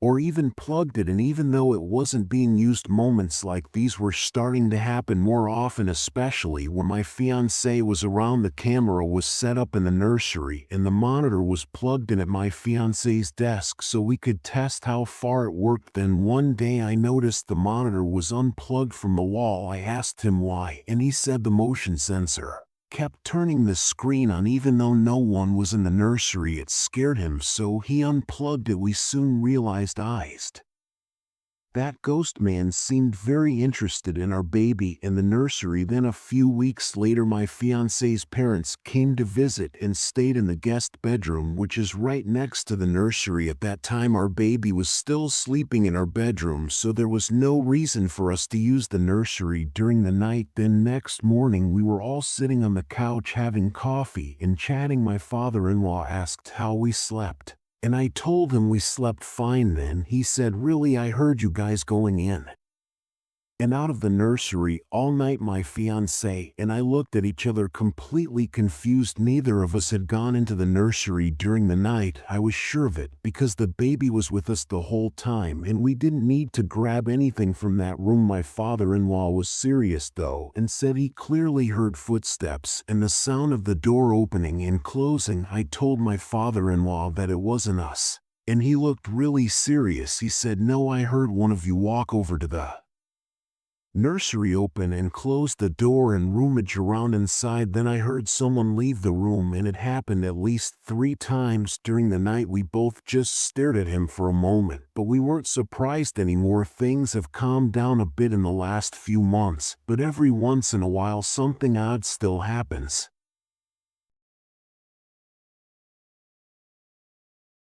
This occurred about 10 years ago when I was 14 years old. We lived in an old farmhouse on a country road, surrounded by cornfields, and our closest neighbors lived 2 to 3 miles away. One night, my mom and I were the only ones at home, baking treats to sell and raise money for my little brother's Boy Scout group.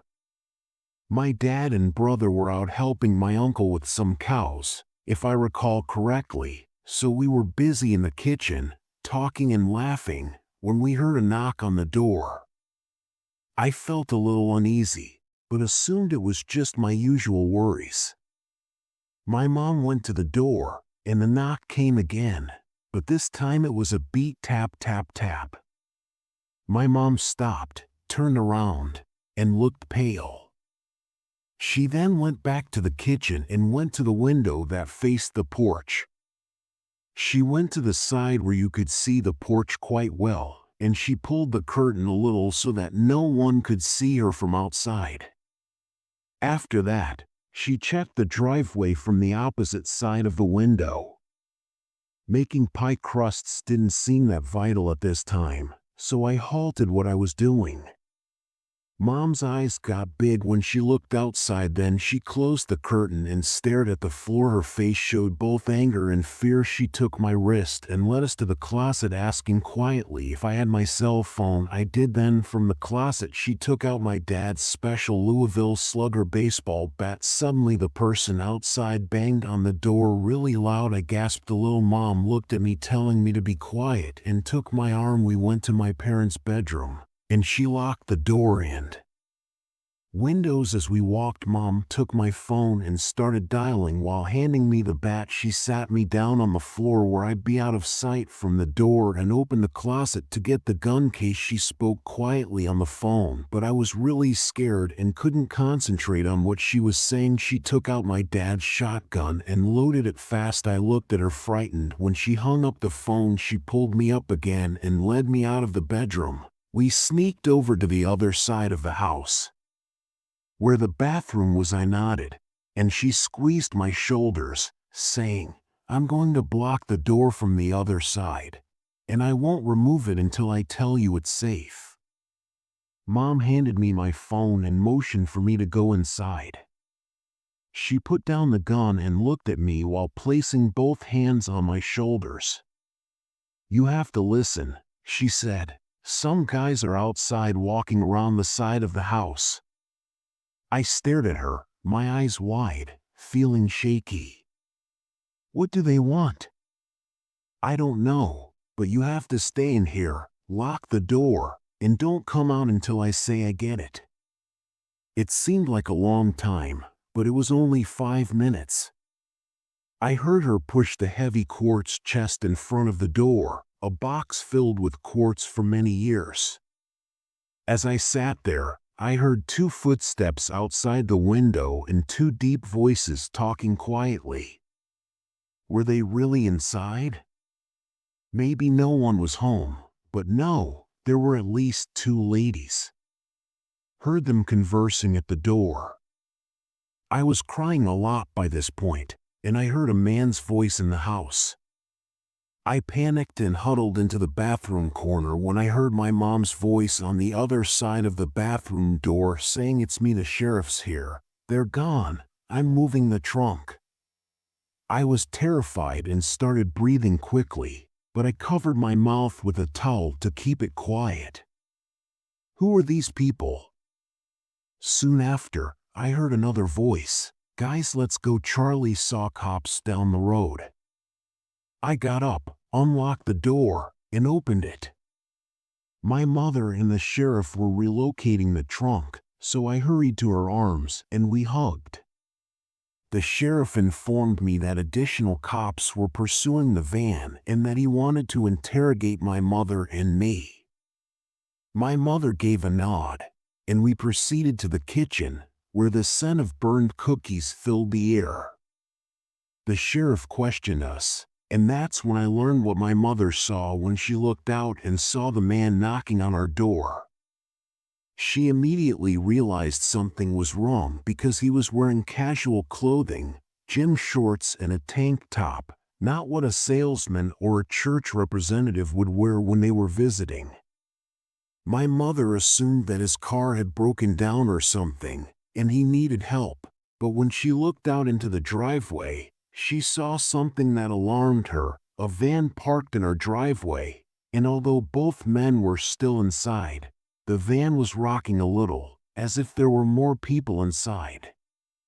When a deputy entered the room while my mom and I were speaking with the sheriff, he seemed very pale.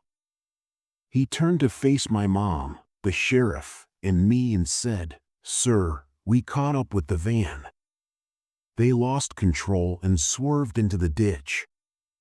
Are any of them hurt?" "No, they're okay, but we have them in custody." The sheriff raised an eyebrow. "There were 5 guys in the van. We asked them why they were here and why they were walking around your house. And what did they say?" "They claimed to be vacuum salesmen, sir, a team selling the product they made." The sheriff scoffed a bit. "They took my mom outside and told her what they found. She came back inside crying and holding on to me. After that they called my dad and he rushed home. My other uncle, a really big guy, stayed that night just in case. My mom didn't spare any expense on home security and taught both of us kids how to shoot and load a gun. My aunt and uncle gave us one of their German Shepherd puppies. Mom had to train him to be a guard dog, but he was a goofy and affectionate pup when not on duty. However, even with that, Mom still wasn't reassured. My brother and I ended up going to self-defense lessons to make her feel safer.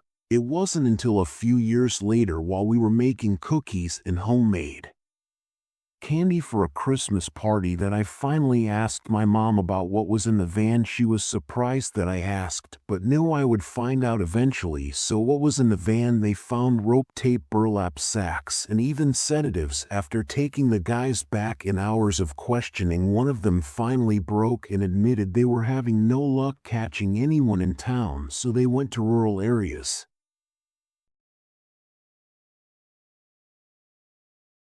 My mom asked me and my girlfriend a few days before Christmas if we could watch the home and the dogs while she went on a week-long trip with her boyfriend.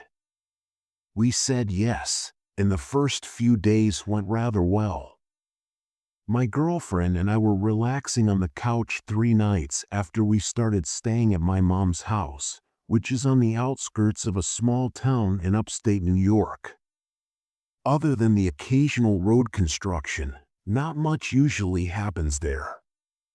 She was occupied with her phone, and I was engrossed in playing Pokémon Shield on Switch. The clock was ticking and it was around midnight. Suddenly we heard heavy footsteps from outside. It was kind of creepy because someone with really big boots had walked up onto the porch. The layout of my mom's house is interesting. There's a couch against the wall and big windows on both sides of it, so from where we were sitting we could hear and see things happening outside. On the wall opposite to us is the front porch, so this guy was right behind us. He stomped around the porch making heavy sounds. Then he got really close to the window on the left side of the couch and grunted "GH hell" in a deep angry voice. My girlfriend and I were frozen in place trying to understand what just happened. It took about 5 seconds for us to snap out of it. We quickly got up and decided to turn off all the lights in the house. Then we tiptoed to the laundry room, a place where he couldn't see us. After a little while I felt like it might be safe to go to a different room and check if we could turn any lights back on, but when I peeked out of the window, I saw this big burly guy shuffling down the sidewalk opposite our house. It was around midnight in a small town, and it's not the kind of place where things like this happen often. The street was quiet, and the man's footsteps made a sound on the sidewalk. He was holding a plastic bag, and he didn't appear to be in the right mood for the late hour.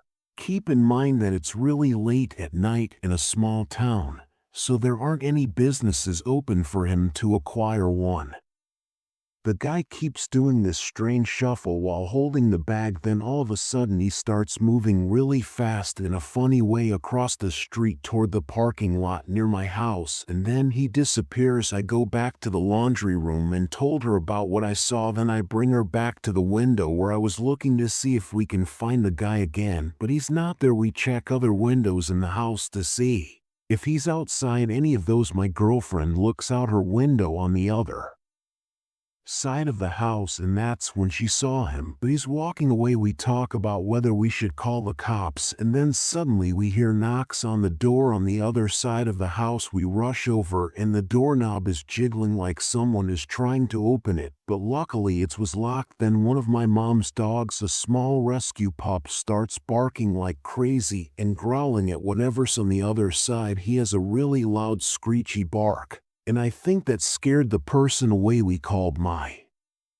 mom to ask for advice. Then we thought about calling the cops, but around here the cops aren't known for being super helpful, so we decided against it. My mom also told us not to bother because she thought it might be someone who was drunk or high and didn't know what they were doing. Later I found out it's not the first time someone showed up at our door all messed up in the middle of the night, but I'm not really sure what the guy's intentions were, and I'm really glad I didn't have to find out.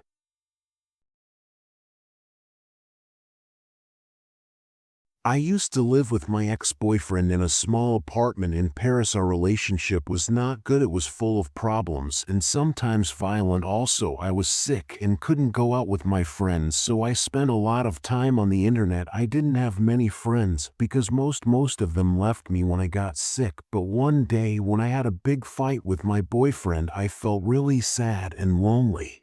So I decided to chat with random people on a website. That's when I met a guy who shared the same interests as me. We both liked playing video games a lot, and we chatted almost every day for 6 months. His name is Alex, and he knew I was in a bad relationship, even though it was a really tough one. So one weekend we decided to meet in person, and he was okay with coming to my place. At first we were both shy, but with the help of some alcohol we started talking and laughing together. I felt so happy that I finally had a friend to talk to. So after that we met at least once a week, and it was a really good time for me as we had a lot in common, and he never made me go out if I didn't want to. We helped each other out. Alex was dealing with depression and thought he was ruining his own life, so I wanted to help him as much as I could to give him self-esteem. I just wanted him to have a good time with a friend. On my 22nd birthday, my boyfriend decided to have a party and invited Alex. He was the only friend nearby, but my boyfriend also invited 10 of his friends. I wasn't happy about it. My boyfriend knew I didn't like too many people around. It makes me anxious, so I spent the whole night cooking and serving his friends. I couldn't enjoy the party. On top of that, my boyfriend embarrasses me in front of everyone. Alex came over to comfort me as I was really upset. I shared everything about how my boyfriend was treating me badly. I told Alex that I loved my boyfriend, but would break up when it's safer. It was too risky to end things right then. But while I was crying, Alex tried to kiss me. I stopped him because I didn't want more problems in my life. It was already too hard. It might sound strange, but I felt betrayed. It seemed like he was waiting for this moment to try something, but he didn't say anything, just opened the door and gave me a beautiful necklace as a gift. I said I couldn't take the expensive gift, but he left without saying anything. After that, I thought it would be better to keep some space between us. It's not fair to stay friends. If he wants something more, I told him that if he wanted more it couldn't be with me. Then a few months later he sent me a lot of messages, like 20 of them. He said he was really in love with me, wanted to save me, and that I was his reason to live. On the other end, I was working as a waitress taking orders over the phone at a small restaurant where my boyfriend got upset with me because I was getting too many texts and calls from him. I was so nervous that I turned off my phone and went to work. When the phone rang, I heard breathing at first, but then I recognized the voice. It was Alex. I felt like I was in a horror movie. I hung up almost immediately, but it kept ringing like 10 times until my boss answered. It was 7 p.m., and I was supposed to finish work at 11 p.m. I was so terrified that I was unable to speak, so I rushed to the kitchen and informed one of my coworkers what was going on. He took over as the server, and I began working as a cook. After about half an hour, Alex left, and I was too scared to go home alone, so my coworker gave me a ride to my apartment. The following day, I received over 100 blocked calls, and since I was exhausted and didn't sleep at all, I did my best to ignore him.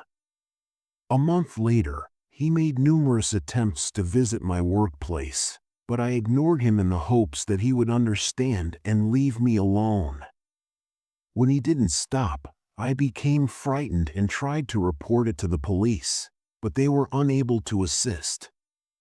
One day, when I woke up to go to work, my boyfriend was playing video games online when he received a message from Alex, saying that he loved me, that I was unfaithful, that we had shared personal moments together several times, and other things. I was shocked and didn't understand what was happening. My brain froze and I couldn't react. Luckily, my boyfriend saw the blocked call. He had suspected Alex was bothering me for a while, even though I never told him, and decided to block Alex too. After that, he went to work. My boss called and said I could start 2 hours later today. It's mean I was all alone in my apartment. I can't explain it, but I felt like something bad was going to happen and my heart was racing. I felt sick. Then I heard my doorbell ring once, twice, 3 times, 10 times, but I couldn't stand or walk. My whole body felt frozen. I could feel tears on my face, but I couldn't react. It felt like a nightmare to me, but I waited quietly since he had been following me for a while. He knew I was supposed to be at work. After a few hours, the doorbell rang again. But I was supposed to go to work now. It took all my courage, and I went out. It was him. He was crying at that moment. I wasn't scared anymore, so I decided to leave, but he followed me and grabbed my arms. When I tried to go down the stairs, I hit him and begged him to let me go. All I wanted was to get away and run as far as possible. He pushed me against the door and said, "If you won't talk to me, I'll go to your boyfriend's work. I'll talk to him, then he'll hate you as much as I love you, or maybe he'll kill me. But that doesn't matter now." I felt trapped and couldn't get away. I didn't want to call the cops because they didn't help me before, so I decided to agree to talk with him outside after my work. Surprisingly, he calmed down, thanked me, and left. When I got to work, I was still shaking. I told my coworker and boss everything, so my coworker decided to stay in his car after work in front of the restaurant so that he could help me if I needed it. At the end of my shift, Alex was there, and we sat outside talking. He kept saying the same things over and over again, and I calmly interrupted him, telling him that nothing would ever happen between us and that I was afraid of him because he was making my life miserable. It seemed like he finally realized what he was doing, but then he pulled something out of his bag, a large package, and gave it to me. It was full of expensive stuff, and I told him I didn't want to accept it at first because he said he bought it for me and couldn't keep it because it would remind him of me. He then sort of forced me by saying that if I accepted it, he wouldn't get in touch with me again, so I agreed because I was exhausted and just wanted to go home and sleep. Unfortunately, the story doesn't end there. 2 weeks later, at 5 in the morning, I was sleeping at a friend's house, one of my best friends who used to work with me, when my phone started ringing. I was too exhausted to answer, but it kept ringing, and when I opened it, I saw blood first, followed by a lengthy text that I couldn't read because more pictures appeared with blood all over them. I woke up, and my friend showed her the pictures, and I started to shake uncontrollably because I couldn't comprehend what was happening. After seeing Alex's face in the final picture of 31 mutilated arms, torsos, and legs, my friend took my phone away from me and gave me a hug. I felt terrible because I felt like I was to blame for everything, and I was even more worried after an hour went by without receiving another text or call. I thought he might have died, but then my phone rang again. On a video I received of him in a hospital bed, he was attempting to speak, but apart from a few phrases like love and promises, much of it was difficult to understand. Although I'm still impacted by it, I don't think Alex is a bad guy. Alex had attempted suicide, and the doctors diagnosed him with bipolar disorder and a personality disorder. He spent a few months at the psychiatric clinic. The last update I received about him was that he was receiving treatment and was feeling better since the day I moved to a new location, got a new job, moved to a new city, and got a new boyfriend.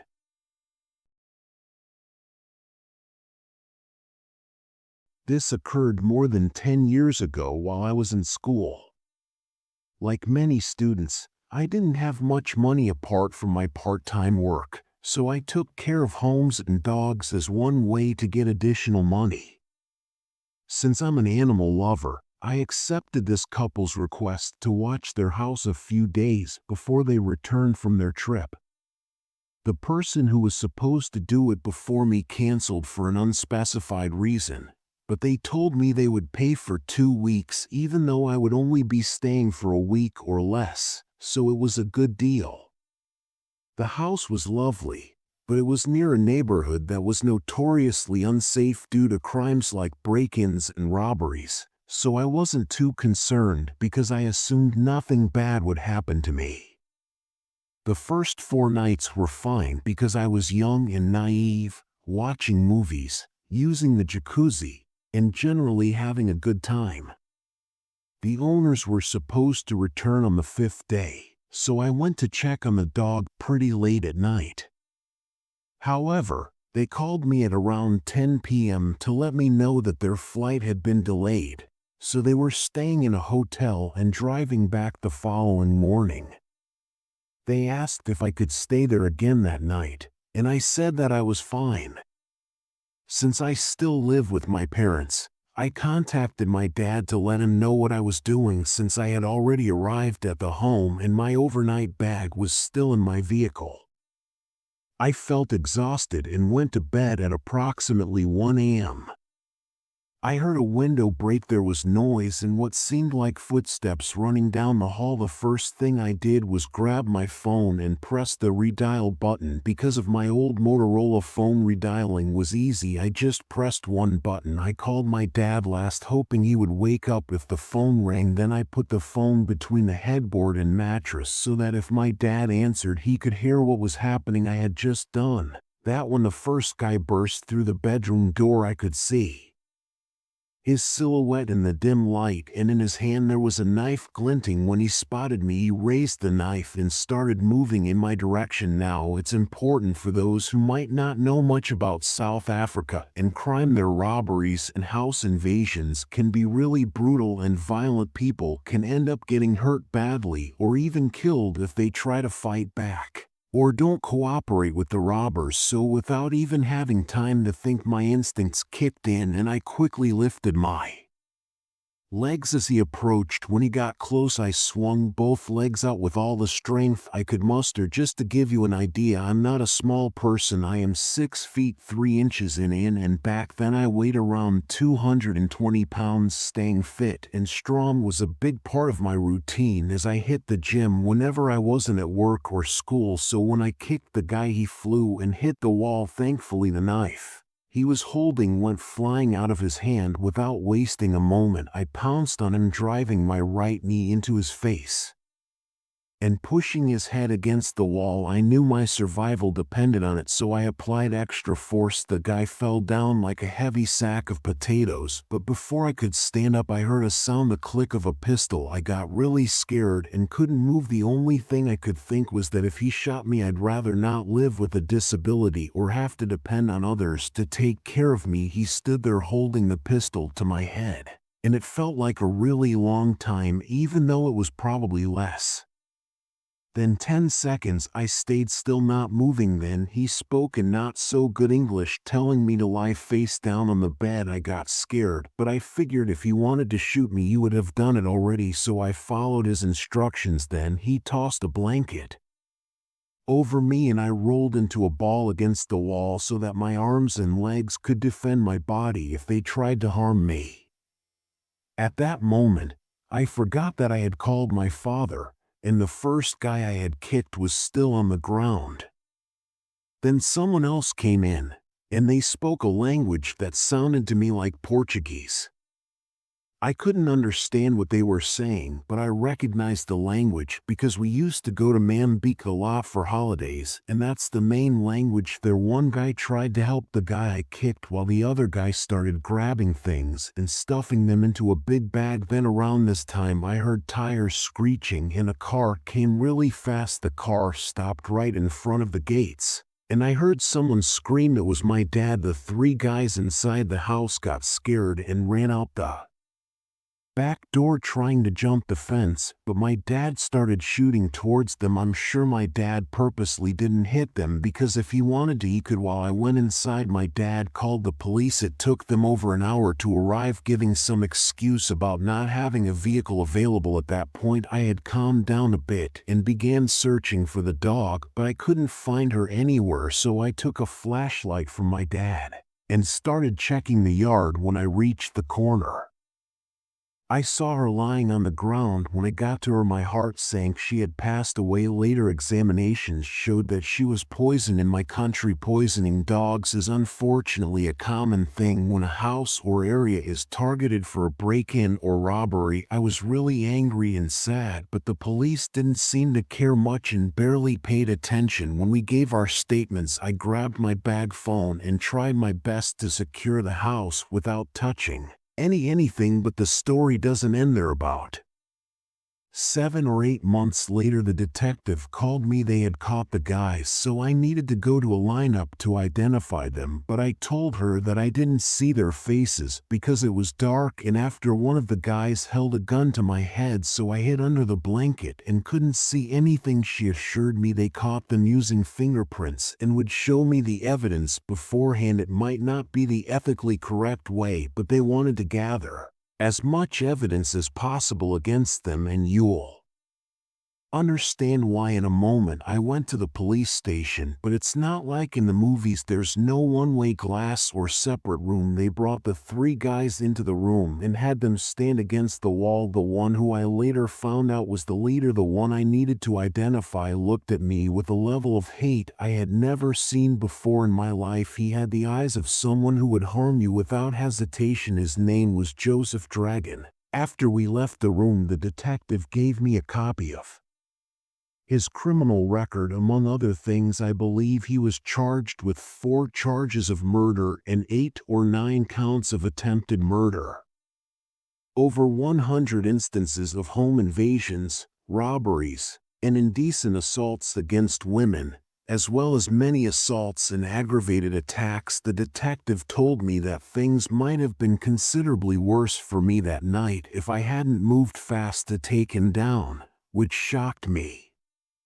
When I bumped into the detective at the grocery store about 2 years later, we started talking about the case, and she revealed that he was killed during a home invasion with a pistol in hand. The owner fired a shot, hitting him in the stomach and then in the neck. Unfortunately for him, the emergency services and police were slow to respond, so he bled out on the living room floor of that person's house. 3 days later, I received another call from the detective. They warned me to be cautious because somehow he had escaped from custody and they hadn't caught him yet. But I didn't worry too much because it wasn't at my house, and I had a different car, so he probably couldn't find me.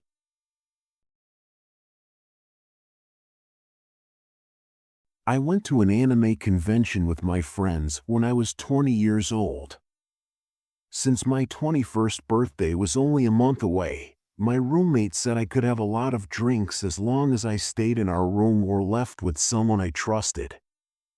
I was staying in a nice hotel room with a large group of people, and I've been to a lot of conventions before, and I usually had a good time, with the exception of a few occasions when people were creepy about my cosplay or just weren't very nice to me. Later that night, when the party wasn't so much fun, I drunkenly left the room and went to explore the main lobby, where I met Steven. I'm not sure how old he was, but he seemed like an adult, perhaps a little older than me. He stated he enjoyed the manga I was holding when we ran into one other at a table with manga volumes. Since I'm more interested in anime than manga, I let him discuss the tale for a little while since he looked kind. I didn't really say much, just things like, "Yeah, that sounds cool." I thanked him for the info and then wandered around for about an hour. Eventually, I decided to go back to my room. When I got there, my roommates and I took 2 shots each and I ended up lying on the couch. That's when we heard a knock on the door and things were about to get interesting. The music and chatting hushed down like a silent rule when there's a knock, just in case it's the convention security checking in on our party. Then the friend who opened the door said, "Veronica." "Yeah, she's here, come on." And my friend replied. There was this moment of quiet and then my friend called my name saying, "Hey, someone's here for you." I was curious, wondering who it could be as I made my way to the door. At that time I was pretty drunk and there were 2 things I didn't realize. First, I never told Steven my name. Our talk lasted like 5 minutes at most, and top of that I didn't share any info. Plus my name is a bit complicated and not easy to say. Then I thought he just recognized me and my roommate, but I didn't even give him our room number. We were on higher floors in the fancy suites area. To reach our room you needed to use a different elevator than the one for regular hotel rooms, but honestly I didn't even think about that. I went to the door and Steven was there with a smile. He asked if I wanted to take a walk, and in my drunken state I said yes. I thought he was just this kind of shy anime fan who wanted someone to hang out with. So while we walked he told me about this anime where the main character was doing bad things to the girl he liked. I tried looking up that anime later on Google, but I couldn't find anything exactly like what he said except for a few Yandere anime. Now I started feeling uneasy because the hallway was empty and we were just walking with no plan. Then he started talking about his favorite serial killers, how he was really into crime stuff and followed a lot of cases. That set off a big warning sign in my mind and I thought it was time to head back to my room. But then he stopped walking and stared at me and he said, "I know a cool place we can go. If you use the staff elevator we can go to the very top of the hotel. It's really pretty." That made me a bit nervous, but he seemed so sure about it. All of a sudden he started breathing weird and his hands were shaking. I told him no because I still had some sense left in my head. Then he grabbed my arm really hard and tried to pull me towards the staff doors. I pulled back telling him to stop, but he said to be quiet. I managed to break free from him and started running. He chased after me telling me to stop. I was almost crying and wondering why the hallway were so empty. Finally, I ran into a group of girls. They could see the fear on my face and quickly pulled me into their group, asking about my hair and makeup while putting their arms around me. I was crying and told them what happened. When I looked back, Steven was gone. I didn't see him for the rest of the convention, but because of him I stopped being so friendly at con. Just so you know, I called him Steven, but I never got his real name. I told the convention security about him and my roommates and friends stuck with me using the buddy system for the rest of the event. Honestly, I truly believed, based on what he said and how he acted when I tried to get away, that he planned to take me to that nice view and do something really bad.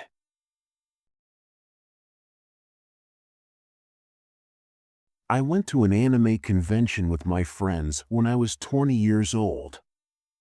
Since my 21st birthday was only a month away, my roommate said I could have a lot of drinks as long as I stayed in our room or left with someone I trusted. I was staying in a nice hotel room with a large group of people, and I've been to a lot of conventions before, and I usually had a good time, with the exception of a few occasions when people were creepy about my cosplay or just weren't very nice to me.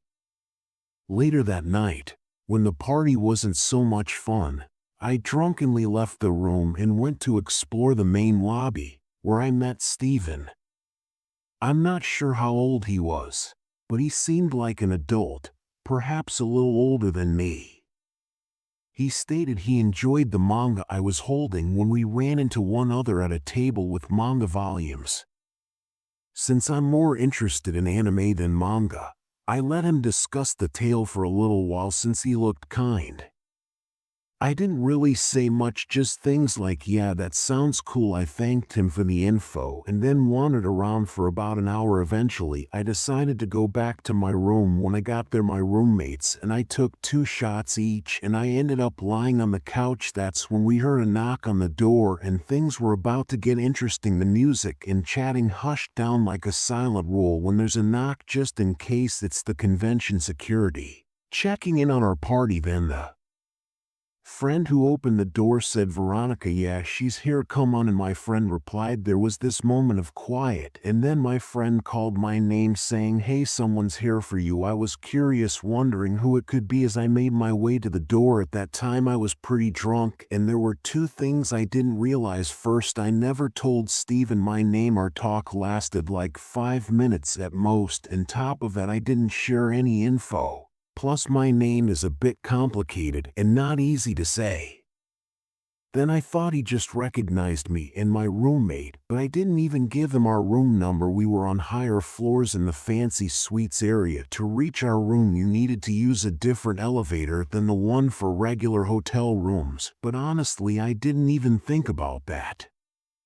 I went to the door and Steven was there with a smile. He asked if I wanted to take a walk, and in my drunken state I said yes. I thought he was just this kind of shy anime fan who wanted someone to hang out with. So while we walked he told me about this anime where the main character was doing bad things to the girl he liked. I tried looking up that anime later on Google, but I couldn't find anything exactly like what he said except for a few Yandere anime. Now I started feeling uneasy because the hallway was empty and we were just walking with no plan. Then he started talking about his favorite serial killers, how he was really into crime stuff and followed a lot of cases. That set off a big warning sign in my mind, and I thought it was time to head back to my room. But then he stopped walking and stared at me and he said, "I know a cool place we can go. If you use the staff elevator we can go to the very top of the hotel. It's really pretty." That made me a bit nervous, but he seemed so sure about it. All of a sudden he started breathing weird and his hands were shaking. I told him no because I still had some sense left in my head. Then he grabbed my arm really hard and tried to pull me towards the staff doors. I pulled back telling him to stop, but he said to be quiet. I managed to break free from him and started running. He chased after me telling me to stop. I was almost crying and wondering why the hallway were so empty. Finally,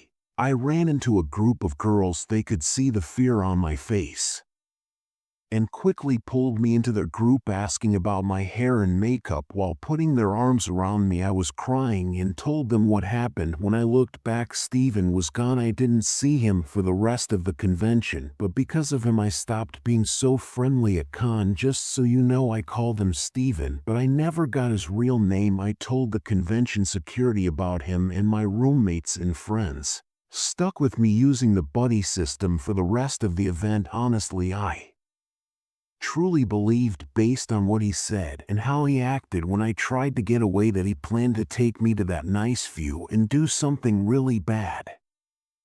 I kicked his forearm to make him release me. I kept kicking and shaking the other leg too. Luckily, I got free, but I couldn't turn around, so I started climbing, scared he might follow me into the house, and who knows what he might do if he got inside. I just wanted to kick him, hoping he'd lose balance and fall off the stairs so I could get inside my house. I kicked and kicked, screaming, but it didn't work. It felt like a long time, but it was probably about 5 seconds, and then I heard the door of the old lady downstairs start to open. Happy heard it too, so he ran away. He passed by her house, but she saw him. Then she called my name and asked if I was okay. She stuck her head up from the bottom of the stairs, still calling my name, but all I could do was cry in fear and pain. My elbow was bleeding. She asked me to come into her house so she could help with my bleeding. I said it was okay and I would take care of it myself, but she insisted and kept calling me to come down. Eventually, I ignored her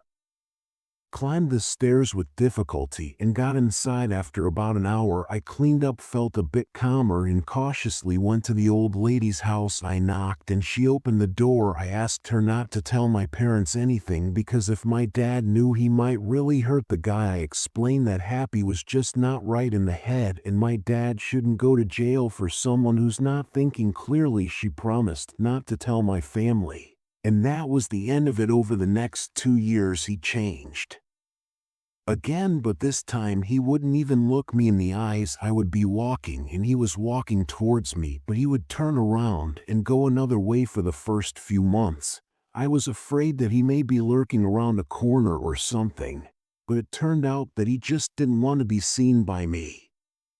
Even after I moved out, he still avoids me whenever I visit, and that hasn't changed in 4 years. More than everything, I hope that mental illness is more widely recognized in our nation and that individuals like him may get the proper therapy and therapies. I also hope that Happy remains calm and doesn't hurt any other females in our area.